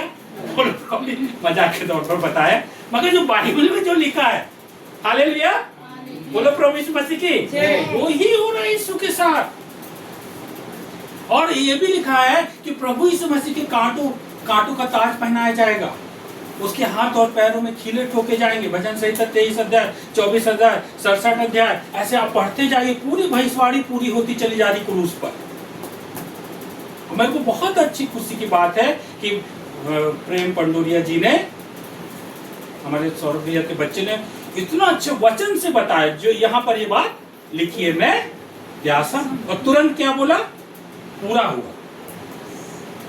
तो जो भी बातें हम सुन रहे हैं, जो भी बातें आपको और मुझे बताई जा रही है, ये हकीकत है, ये सत्य है, ऐसा हो चुका है, कल्पना नहीं है। क्योंकि पतरस क्या बोलता है, हमने तुम्हें कथा कहानी नहीं बताया। हालेलुया। वास्तव में हमने उसका प्रताप देखा है, वास्तव में हमने उसके तेज को देखा है, हमने उसको छुआ है, ध्यान से देखा है। हालेलुया। और हम भी, चाहे मैं हूँ, चाहे सौरभ भैया हूँ, चाहे हमारे अभी कलीसिया में जितने भी लोग, कुछ ना कुछ ऐसा प्रभु का स्पर्श को आपने पाया है, हम सब ने पाया है। इसलिए हम यीशु प्रभु को क्या कर रहे हैं, मान रहे हैं। हालेलुया। त्रिपण में इतने सारे लोग क्यों नहीं आ गए प्रभु यीशु मसीह में? प्रेम नगर, नर्मदा नगर, पूरे बालाघाट के लोग क्यों नहीं आ गए? क्योंकि अभी तक उन्होंने प्रभु यीशु मसीह का एहसास नहीं किया, उसकी उपस्थिति का एहसास नहीं किया, उसके अद्भुत चमत्कार का एहसास नहीं किया। जब उनके जीवन में वचन पूरा हो जाएगा कि जाति जाति राज्य राज्य के लोग मेरे सामने आएंगे, घुटने टेकेंगे, तो वो लोग भी आ जाएंगे। तुम वो क्या बोलेंगे, हमको उल्टा बताएंगे। तुम क्या बताओगे रवि भैया? हम प्रभु यीशु को मानते थे, भला ही नहीं मानते थे जिस समय हम बताते थे। हालेलुया। मगर बोलते थे नहीं, हम मानते थे, दिल से मानते थे, क्योंकि उसके विषय में लिखा है कि एक ना एक दिन सारे संसार के लोग घुटना टेकेंगे और मुंह से अंगीकार करेंगे कि यीशु ही, ये वचन पूरा होगा। देख लेना आप, पूरा हुआ है ना। कितना अच्छा लिखा है ये वाला। भाभी जी ने बोले थे, पहला बोले थे उसमें, मतलब प्यासा वाला जो भैया ने बोला, प्रेम पंडुरिया जी ने, है ना, क्या लिखा? इसके बाद यीशु ने ये जानकर कि सब कुछ हो चुका है, इसलिए पवित्र शास्त्र की बात पूरी हो, कहा मैं प्यासा हूँ। वास्तव में प्रभु यीशु मसीह प्यासे थे। इस विषय में संदेश बहुत लोग देते हैं। कैसा संदेश देते? वो लोगों की आत्माओं के लिए प्यासा है। वो सब ठीक है, बहुत सारा, उसको लंबा करने के लिए बहुत कुछ आप वचन से बता सकते हैं, मगर वास्तव में प्रभु यीशु मसीह को प्यास लगी। और प्यास लगने के बाद कैसा वाला पित्त मिला हुआ दाखरस, स्पंज समझते आप? ऐसा कपड़ा जिसमें पानी सूख जाता है, फिर आप उसको निचोड़ो तो उससे निकलने लगता है। ऐसा स्पंज टाइप का, वो भी डंडे में लटकाए हुए थे, और प्रभु यीशु मसीह की तरफ ऐसा कर रहे हैं, मगर वो चखना नहीं चाहा। हालेलुया। बोलो प्रभु यीशु मसीह की। और बहुत सारी वहां पर ऐसी घटना घट रही थी, मगर उसमें आखिरी और अंतिम बात बताकर मैं विश्राम दूंगा। 7वीं वाड़ी के आगे हम प्रभु के सेवक के साथ जाएंगे। यहाँ पर जो शुरू से लेकर आखिरी तक ये 6वीं वाड़ी हम बोल रहे हैं। प्रभु यीशु मसीह ने कहा, हे पिता, इन्हें क्षमा कर दे, ये नहीं जानते ये क्या करते। पहली वाड़ी। हालेलुया। आप उस जगह आप अपने आप को खड़ा देखिए कि मेरे साथ ये घटना घट रही, मुझ रवि सैमसन के साथ ये घटना घट रही है। आप ये सोचिए मेरे साथ ऐसा घटना घट रही है। शुरू से देखिए आप, गत्समी बाग से लेकर गुलगुता नाम पहाड़ी तक। और उस समय जिस समय आपको पीटा जा रहा है, कोड़े मारे जा रहे हैं, कांटों का ताज पहनाया जा रहा है, सिपाहियों के द्वारा सरगंडा मारा जा रहा है, आपको बहुत अनाप शनाप बोला जा रहा है, और आपको, मेरे को, हम सबको क्रूस पर लटकाया जा रहा है। और उसके बाद लटकने के बाद लोग बोल रहे उतारा, फिर उसके बाद बोलते हैं, सिर हिला हिलाकर कहते हैं कि ये मसीह नहीं है क्या, ये चमत्कारिक व्यक्ति नहीं है क्या, परमेश्वर इससे प्रेम नहीं करता। ये सोचिए आप, मेरे साथ ऐसा हो रहा। उसके बाद आप और मैं ये कहें, हे पिता, इन्हें कह सकते हैं आप? कोई थप्पड़ मार रहा तो आप तो किसी कर को पटक के पहले मारे। हालेलुया। बोलो प्रभु यीशु मसीह की मारेंगे। इसलिए यीशु क्या है? मसीहा है। बोलो प्रभु यीशु मसीह की। देखिए ना आप अपने आप को उस जगह देखिए। क्षमा करेंगे, यही वरदान आपको और मुझे मांगना है। हालेलुया। अभी छत्तीसगढ़ में, सब जगह, पूरे भारतवर्ष में, पूरी दुनिया में उनके खिलाफ, मसीहों के खिलाफ जाते हैं तो लोग पॉलिटिक्स खेलते हैं। कौन सा नारा लगाते हैं? नरेंद्र मोदी मुर्दाबाद, है, बीजेपी मुर्दाबाद। मगर प्रभु यीशु मसीह के लोगों को ये सब करने की जरूरत, पॉलिटिक्स करने की जरूरत नहीं। हमारे प्रभु यीशु ने पॉलिटिक्स नहीं किया तो हम क्यों करेंगे भैया? हालेलुया। बोलो प्रभु यीशु मसीह की।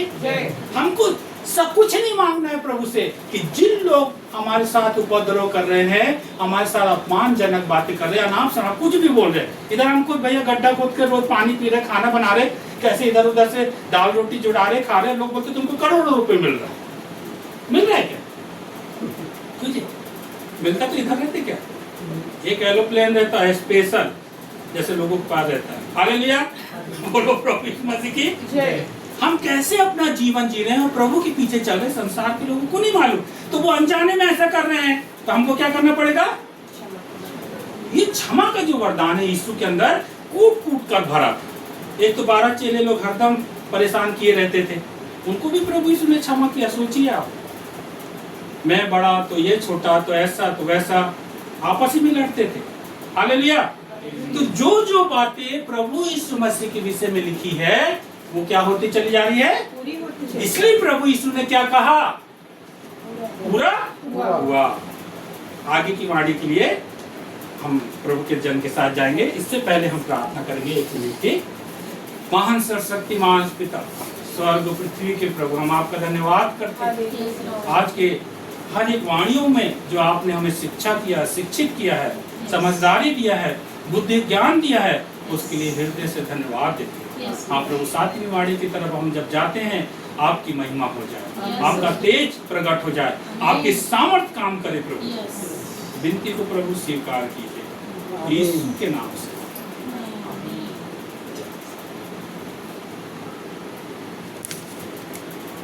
बोलो यीशु प्रभु की जय। बोलो 7वीं वाणी क्या है? 7वीं वाणी है, हे पिता, मैं अपनी आत्मा तेरे हाथों में सौंपता हूँ। लूका रचित सुसमाचार 23 अध्याय और 46 पद। ये बोलो आप क्या करना है?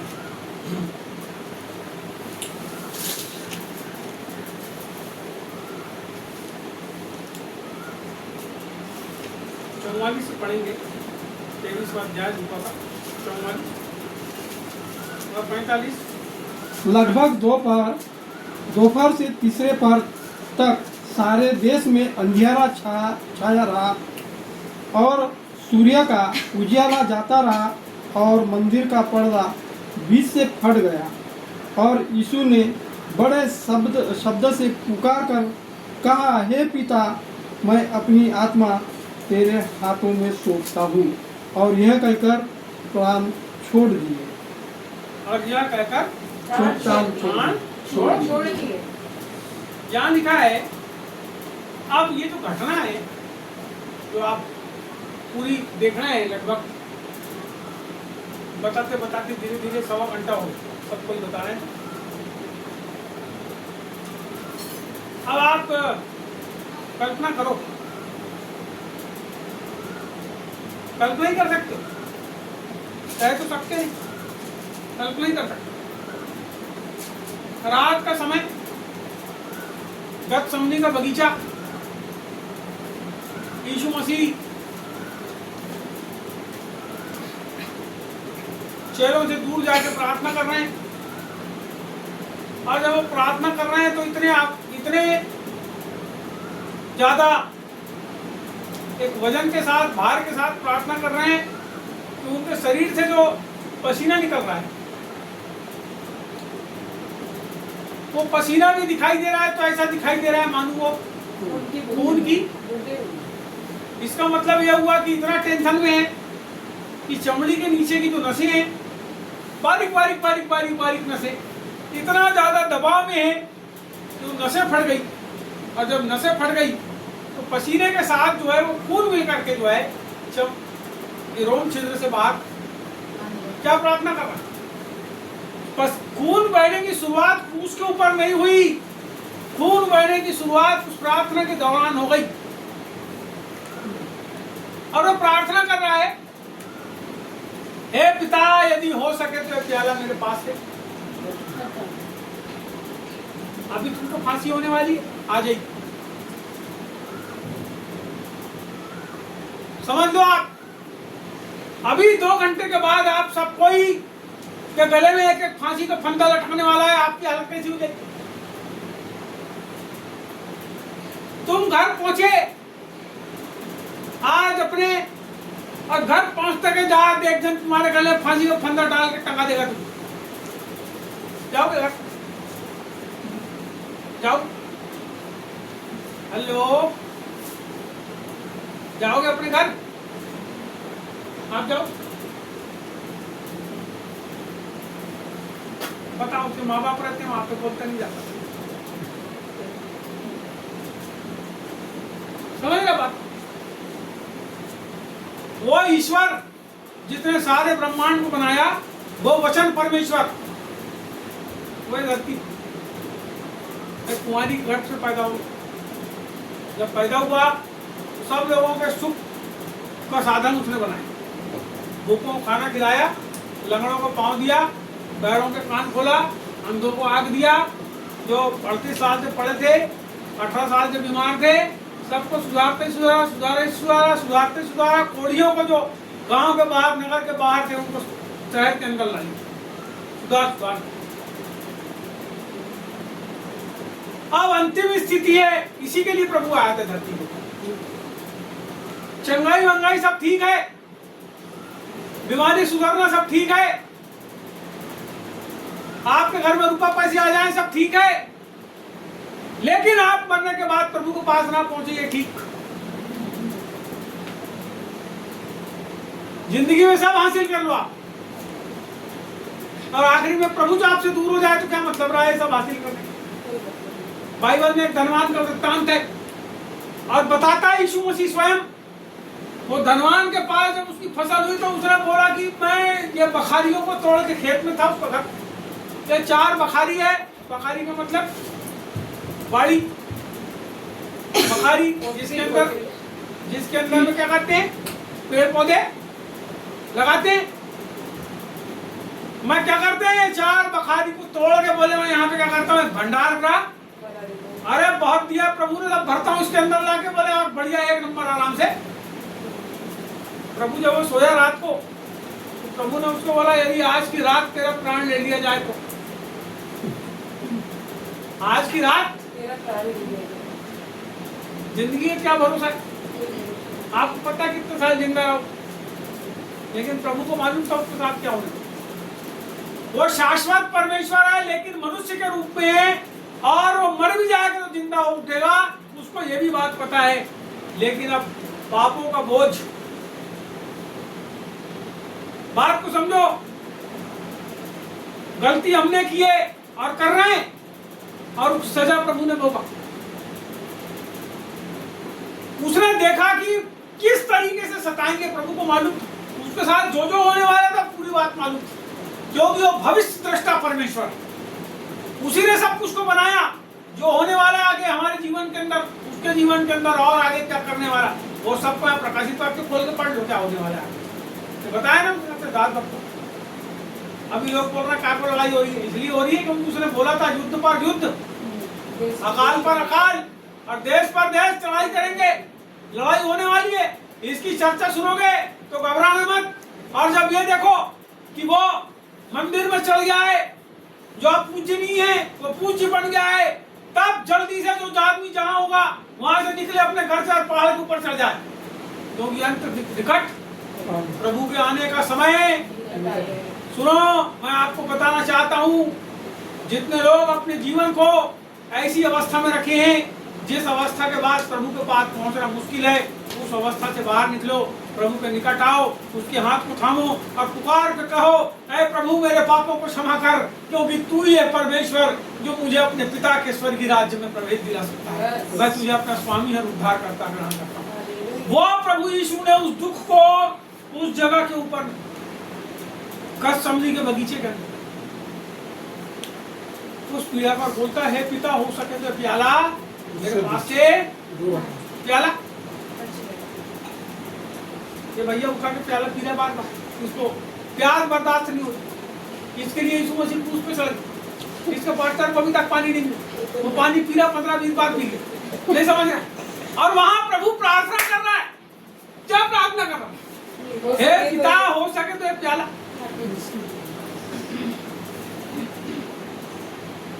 मेरे पास है,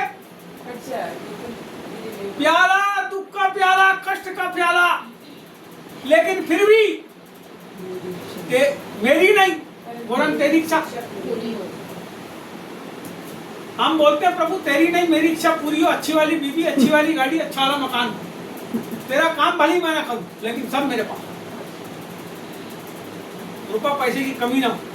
और मेरे पास से पोस्टर ले जाते हैं, धन और महिमा परमेश्वर देता है, और उसके साथ कोई दुख नहीं मिलाता, और अपने घर में चिपकाते हैं, रोज पढ़ते हैं जिससे पैसे आए।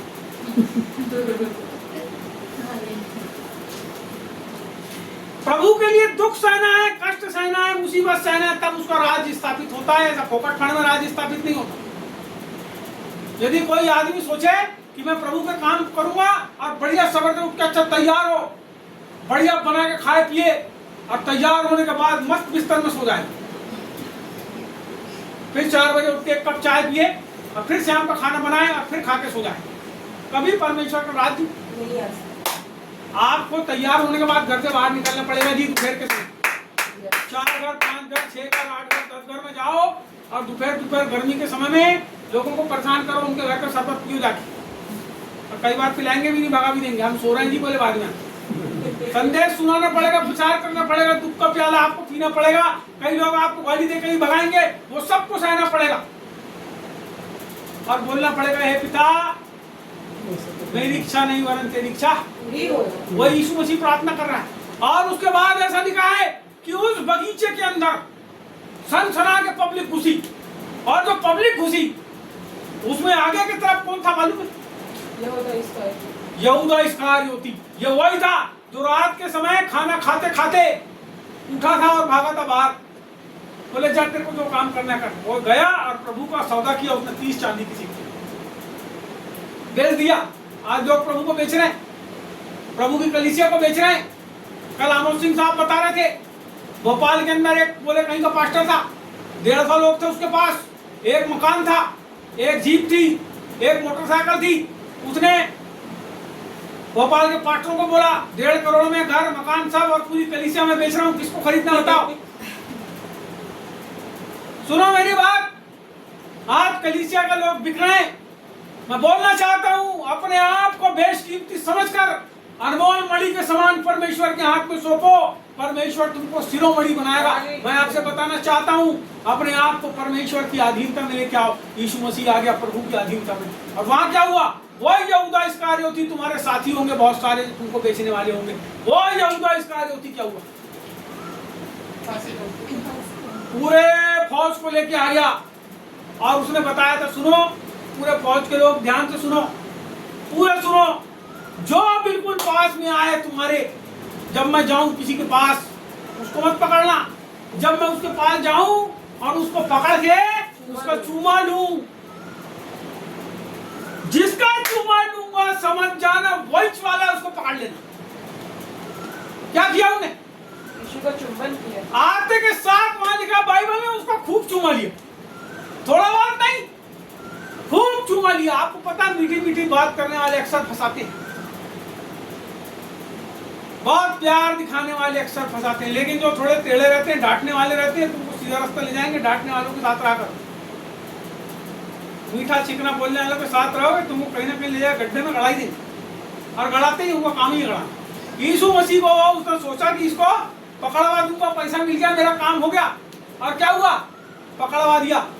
और वो आए, जब चूमा लिया तो वो उनकी हिम्मत नहीं हुई, वो आदमियों की, वो जो आए थे तलवार भाले लेके, उनकी हिम्मत नहीं हुई प्रभु को पकड़ ले। आके पूछते कौन है? बोले यीशु मसीह। यीशु मसीह ने बोला मैं हूँ, यूहन्ना में लिखा है। जैसे ही बोला मैं हूँ, वो जितनी भीड़ थी पूरी धड़धड़ाते हुए पीछे की ओर जमीन पे गिर गई। परमेश्वर का सामना आप नहीं कर सकते। और उसके बाद यीशु ने अपने आप को, पतरस ने निकाला तलवार और जब मारा तो उसका कान। सुनो, हमारे बीच में ऐसे लोग हैं जो अभी लट मोगा लेके रोड के ऊपर निकल रहे हैं। जरूरत है ऐसे ही लोग कलीसिया स्थापित करते हैं, ऐसे ही लोग। उसके बाद बड़ी खतरनाक रात थी, प्रभु के साथ रात भर अत्याचार हुआ। सवेरे भंग हो गया, धीरे धीरे 6 मुकदमे हो गए। सवेरा हो, सवेरा जब हुआ, आप सोचो प्रभु को पकड़ करके वो लोग कांधे के ऊपर लकड़ी, लगभग 70-80 किलो की लकड़ी रही होगी, हो सकता है 1 कुंटल की रही हो, मेरे को वजन नहीं पता। वो लकड़ी को प्रभु को कंधे पर रख दिए, क्योंकि जो आदमी क्रूस पर चढ़ाया जाने वाला है वो वहां का कानून था कि उसको अपना क्रूस उठा के वहां ले जाना पड़ता है। अब प्रभु जब निकला तो वहां से लेकर के गुलगुता तक के वो जब पैदल पैदल चला होगा, कितनी मुश्किल से वहां पहुंचा होगा, आपको कितनी बार रास्ते में गिरा होगा, कितने बार रास्ते में लोगों ने उसको मारे होंगे, कितनी बार उसके ऊपर थूके होंगे, कितनी बार उसको अपमान किए होंगे, कितनी बार ठट्टा उड़ाए होंगे, सब कुछ किया उसके साथ। और वो जानबूझ के करे, कोई सोचा नहीं मत कि अनजाने में करे, सबने जानबूझ के करे। ऊपर चढ़ गया गुलगुता, पहाड़ के ऊपर चढ़, क्या हुआ वहां? उसके हाथ और पैर में चढ़ा दी।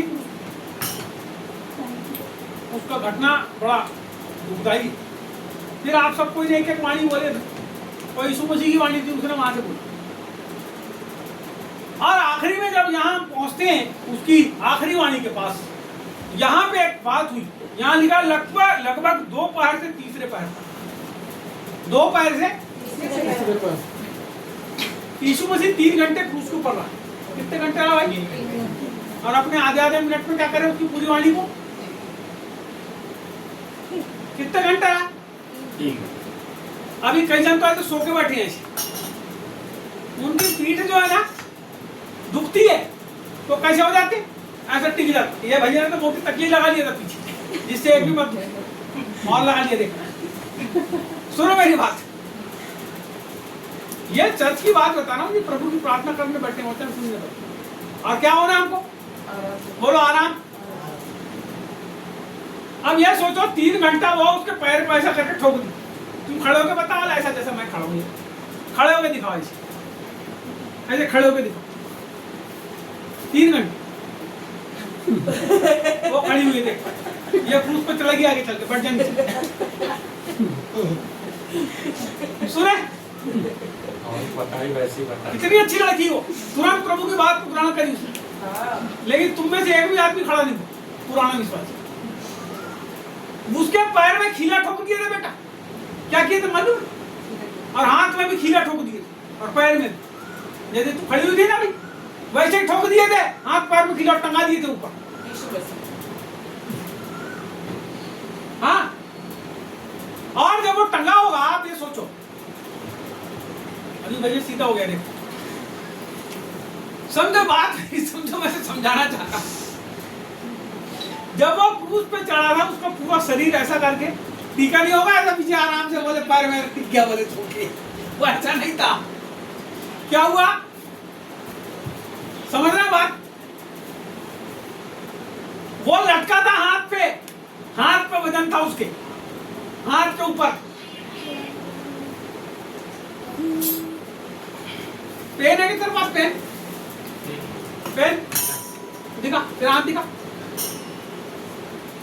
वो तो देखो साइन ही नहीं दिखा तुम्हारा, तो पुराने यीशु मसीह वाले दिखा। मैं खुद घबरा रहा हूँ, देखिए, अरे बड़ा खड़ा है।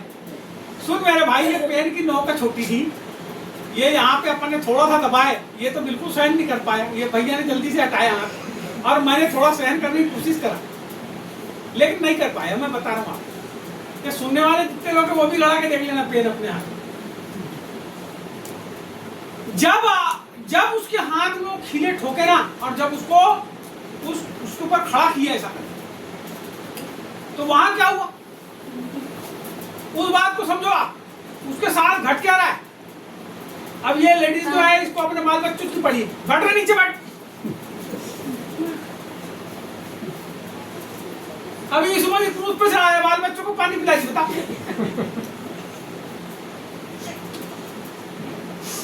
समझ में आ रही है कुछ बात? मैं मजाक जरूर कर रहा हूं, लेकिन समझो उस वाक्य को, उस परिस्थिति को। हमारे जीवन के अंदर हम ऐसे ही मजाक पूरी जिंदगी भर करते हैं प्रभु के साथ।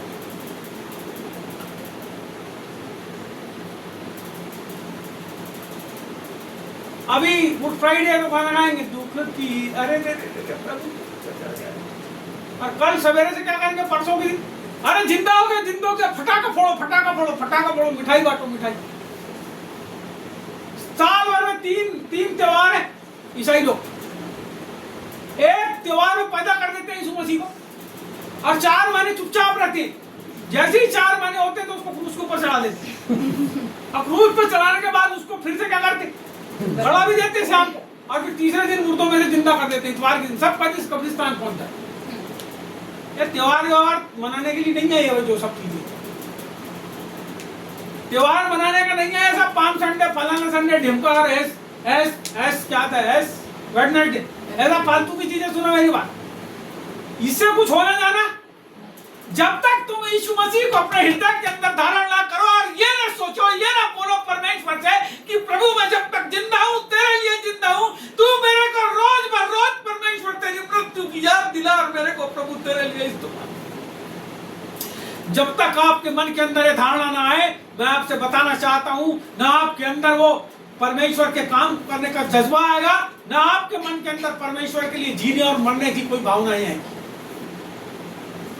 आपको रोज अपने हृदय के अंदर ये बात को समझना पड़ेगा कि मेरे लिए यीशु मसीह मारा गया, गाड़ा गया और मुर्दों में से जीता। आपको रोज प्रभु यीशु मसीह को अपने हृदय के अंदर लेकर चलना पड़ेगा। जब आप उसको लेकर चलेंगे, मैं आपसे बताना चाहता हूँ, अद्भुत रीति से परमेश्वर का प्रकटीकरण आपके जीवन के अंदर होगा और लोग आपको भी क्रूस को ऊपर चढ़ाने के लिए ढूंढने लगेंगे। मैं आपसे बताना चाहता हूं, जैसा यीशु मसीह के साथ हुआ, यदि इस संसार के अंदर आपके साथ ना हो, यदि आपके रिश्तेदार आपको ना छोड़े, यदि आपके मोहल्ले पड़ोस के लोग आपसे नफरत ना करें, यदि आपके शहर के लोग ये ना कहें अरे ये तो प्रभु को मानता है, छोड़ो इसको क्या अपने साथ शामिल करना, मैं आपसे बताना चाहता हूँ, लोग आपके ऊपर थूके ना, यदि लोग आपको मारे ना, तो आपका विश्वास अभी उतना आपने बढ़ा ही नहीं जितना प्रभु के लिए समर्पण होना चाहिए। आप तो अपने लोगों से, अपने रिश्तेदारों से मेल रखना चाहते हो, आप उनके त्योहारों में, उनके समारोहों में इस प्रकार से शामिल होते हो मानो तुम यीशु मसीह के हो, तुम उनके साथ इस तरीके से जाते हो मानो तुम विश्वासी नहीं वरन उन्हीं के बीच के लोग। बाइबल कहती है विश्वासी का विश्वासी से कोई भी नहीं। क्या नाता। मैं आपसे बताना चाहता हूँ, अपने विश्वास को मजबूत करो। यीशु के पास आए हो, वो आपको मुर्दों में से जिलाने की सामर्थ्य रखता है। वो जब आपके अंदर आया है तो आया इसलिए है कि वो आपको अपने साथ स्वर्गीय स्थानों में ले जाकर बिठा ले। वो इसलिए नहीं आया है, वो इसलिए नहीं आया है कि आप केवल खाओ पियो और सुख से रहो, लेकिन वो इसलिए आया है कि आप उसके राज्य को इस धरती के ऊपर कायम करो। आपको वो अपना राजदूत बनाने आया है, आपको वो राजा बनाने आया है, आपको भविष्यवक्ता बनाने आया है, आपको वो अपने मुंह के शब्दों को लोगों के जीवन के ऊपर प्रकट करने वाला बनाने के लिए आया है। इसलिए उसको अपने जीवन के अंदर ग्रहण करो। यहाँ लिखा है दूसरे पहर से लेकर तीसरे पहर तक वो क्रूस को लेकर चला। दूसरा पहर 12 बजे चालू होता है, तीसरा पहर 3 बजे तक होता है, 12 से 3 बजे तक के बदली है बार, थोड़ी थोड़ी बदली दिख रही है ना। 12 से 3 बजे तक ऐसे ही बदली अभी सब जगह होगी पूरे विश्व के अंदर। यहां लिखा अंधकार छा गया उस जगह के, 12 से 3 बजे तक उस जगह के ऊपर अंधेरा।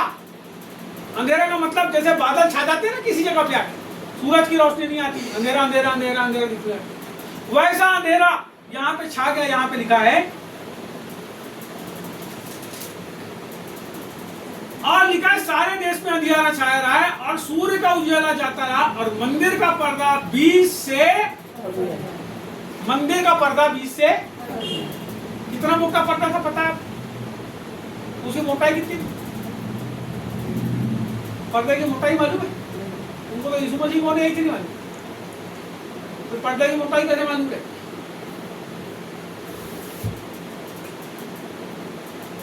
वो पर्दे की मोटाई कितनी थी? 4 इंच। बोलो 4 इंच। सुई की खाल का चमड़ा था, 4 इंच मोटा। और वो जो पर्दा था वो ऊंचा था ऐसा मंदिर, क्योंकि ये मंदिर तंबू वाला मंदिर नहीं था, ये हेरोदेस राजा के द्वारा बनाया हुआ ऊंचा बहुत ऊंचा एक स्थान था, जिसके बाद गूगल सर्च करना उसको मंदिर का फोटो दिख जाएगा अंदर कैसे रहा, ऊंचा पर्दा। वो पर्दा ऐसा लिखा ऊपर से लेकर नीचे तक, इसका मतलब किसी ने फाड़ा होगा उसको तब फट गया। नीचे से कोई आदमी फाड़े, आदमी की तो ऊंचाई नहीं उतरी। पर्दे को किसने फाड़ा? कौन है पर्दे को फाड़ने वाला? आपको पता है? उसको फाड़ने वाला केवल एक है, जिसने उस पर्दे को बनवाया, और बनाने वाले का नाम है परमेश्वर। उसने अपने लिए, अपने को संसार से, लोगों से अलग रखने के लिए, अपने आप को उसने अलग करने के लिए महापवित्र स्थान की स्थापना करी थी, जिसके अंदर में महायाजक साल में एक बार घुसता था। लेकिन यहाँ पे क्या हुआ? पर्दा ऊपर से लेकर नीचे तक, जब पर्दा फटा तो यहाँ पे लिखा है यीशु ने यह कहकर अपने प्राण त्याग दिए। बोलो, मैं अपनी आत्मा पिता परमेश्वर के हाथ में सौंपता हूं। वो पढ़ो ना तुम्हारे काला जी, बता, पूरी बात बोल गए। मैं अपनी आत्मा तेरे मैं हाथों हाथों में में सौंपता सौंपता हूं। हे पिता, मैं अपनी आत्मा तेरे हाथों सब कोई बोलो, हे पिता, हे पिता, मैं अपनी आत्मा तेरे हाथों में सौंपता हूँ। सौंपता हूँ। और ये कहकर यीशु ने क्या किया? प्राण त्याग दिए। त्याग दिया।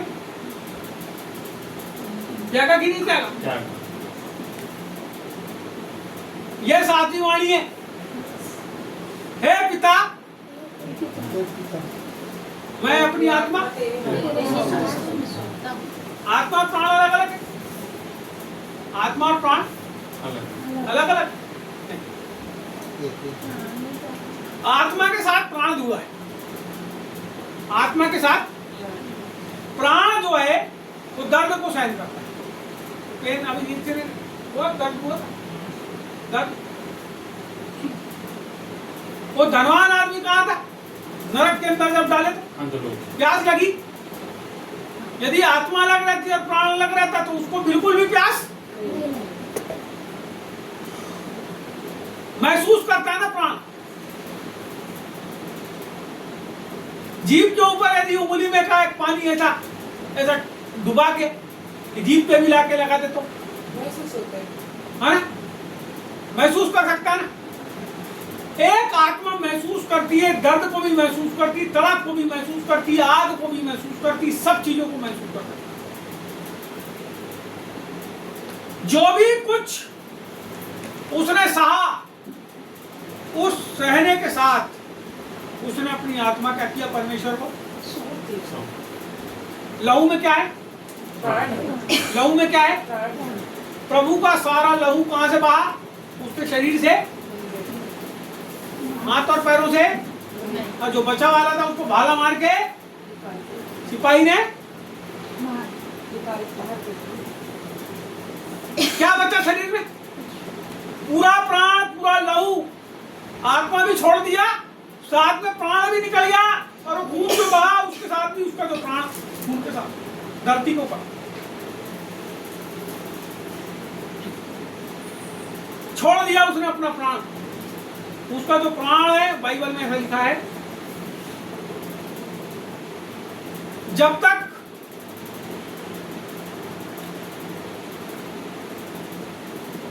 परमेश्वर ने कहा, मैंने दिमाग तो चल गया, बहुत अच्छा भूल गया। उसका तात्पर्य यह था कि मैं पिता को अपना क्या करता हूँ? प्राण सौंपता हूँ, जिससे मैं वापस उसको 3 दिन बाद जिंदा हो गया। इसका मतलब प्राण क्या हुआ? शरीर में वापस आ गया। इसके बीच में गैप है 3 दिन, और वो गैप है वो नरक के अंदर को हुआ, अधोलोक के अंदर गया, और सब कष्टों को सहा जो हम सही बात।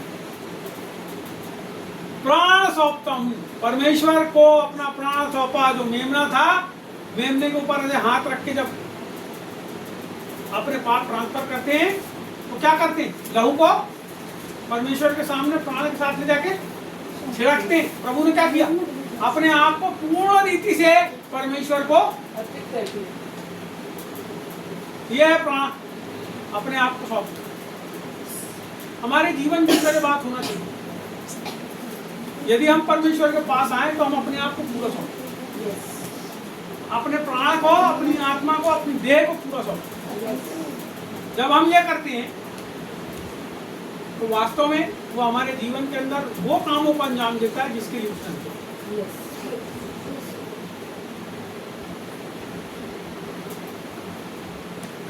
आखिरी में एक आदमी के बारे में गवाही यहाँ लिखी है, यदि आप उसको पढ़ें तो यहाँ लिखा है, सूबेदार ने जो कुछ हुआ था देखकर परमेश्वर की बड़ाई की और कहा, निश्चय यह धर्मी मनुष्य। उसके मरते के साथ एक आदमी ने उसको क्या स्वीकार किया, ये धर्मी मनुष्य, धर्मी मनुष्य। यह 7वीं वाणी, पहली वाणी से लेकर 7वीं वाणी, इसका टाइमिंग पहली वाली वाणी का बिल्कुल शुरू में 12 बजे, दूसरी वाणी का उसी से 2-4-5 मिनट के बाद, और ये बाकी की जो 3-4 थी वो बिल्कुल आखिरी में एंड समय में 3 बजे के आसपास। इस प्रकार से वाणियों को उसने क्रूस के ऊपर कहा। लेकिन हमारे जीवन के अंदर इन सब बातों का कुछ असर होना चाहिए, थोड़ा सा नहीं, पूरा असर होना चाहिए। हमको इसको ग्रहण करने की जरूरत है अपने हृदय में, अपने जीवन में, अपनी आत्मा में, अपने प्राण में, अपने विचारों में, अपने कामों में इसको ग्रहण करके दिखाने की जरूरत है। परमेश्वर ने हमको जिस बात के लिए चुना है उस चुनाव को हमारे जीवन के अंदर, हमारे कामों के ऊपर दिखने की आवश्यकता है। तो मैं बहुत ज़्यादा अब कुछ भी नहीं बताना चाहूँगा, वचनों को मैं समाप्त करूँगा और हम प्रार्थना में जाएंगे। आइए कुछ समय अपनी आंखों को बंद करें, प्रार्थना में जाएंगे और थोड़ी देर धन्यवाद दें। सारे लोगों के मुंह से धन्यवाद दें। बाइबल में लिखा है वो मुर्दों का नहीं वरन जीवितों का परमेश्वर। जब आप उसकी प्रार्थना करते हैं, आराधना करते हैं, मुंह से धन्यवाद देते हैं, तो आप इस बात को प्रमाणित करते हैं कि आप जीवित हैं। अपने मुंह से धन्यवाद दीजिए, सारे लोग धन्यवाद दीजिए, सारे लोग धन्यवाद दीजिए। हालेलुया, हालेलुया,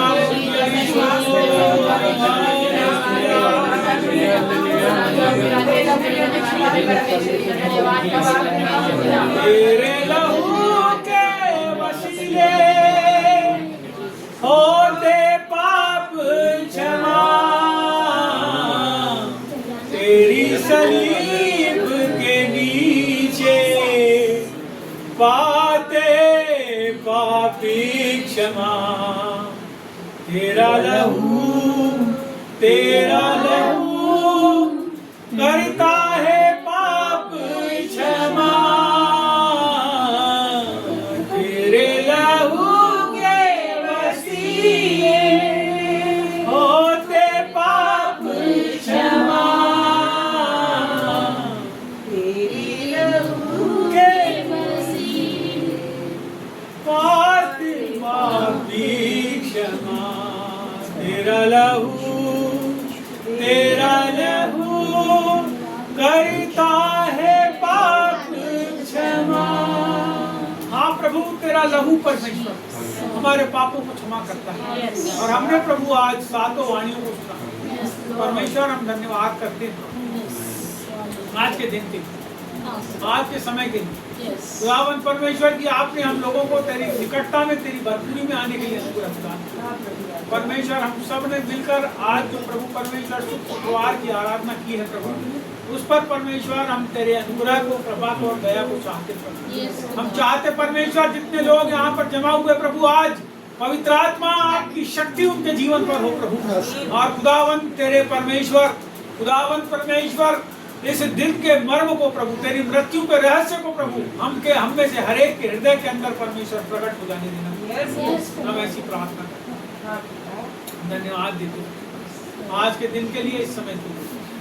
तेरे तमाम दास भक्तों के लिए धन्यवाद जिन्होंने आज प्रभु तेरी वाणियों को परमेश्वर अपने मुख से कहा है प्रभु। हम प्रार्थना करते हैं उनके मुंह से निरंतर तेरी वाणियां, तेरे वचन लोगों तक पहुंचते रहे प्रभु। एक अद्भुत रीति से परमेश्वर उन्हें बुद्धि और ज्ञान के वरदान से भर प्रभु, जिससे तेरे भेद की बातों को प्रभु बहुत लोगों के जीवन को खोल सके। ऐसी हम प्रार्थना करते हैं। हम इस समय धन्यवाद करते हैं यहाँ बैठे तमाम परिवारों के लिए, वैस परिवार के लिए प्रभु। ओ खुदावंद परमेश्वर धन्यवाद देते प्रिया के लिए, उसके परिवार के लिए धन्यवाद देते, अनुज के लिए,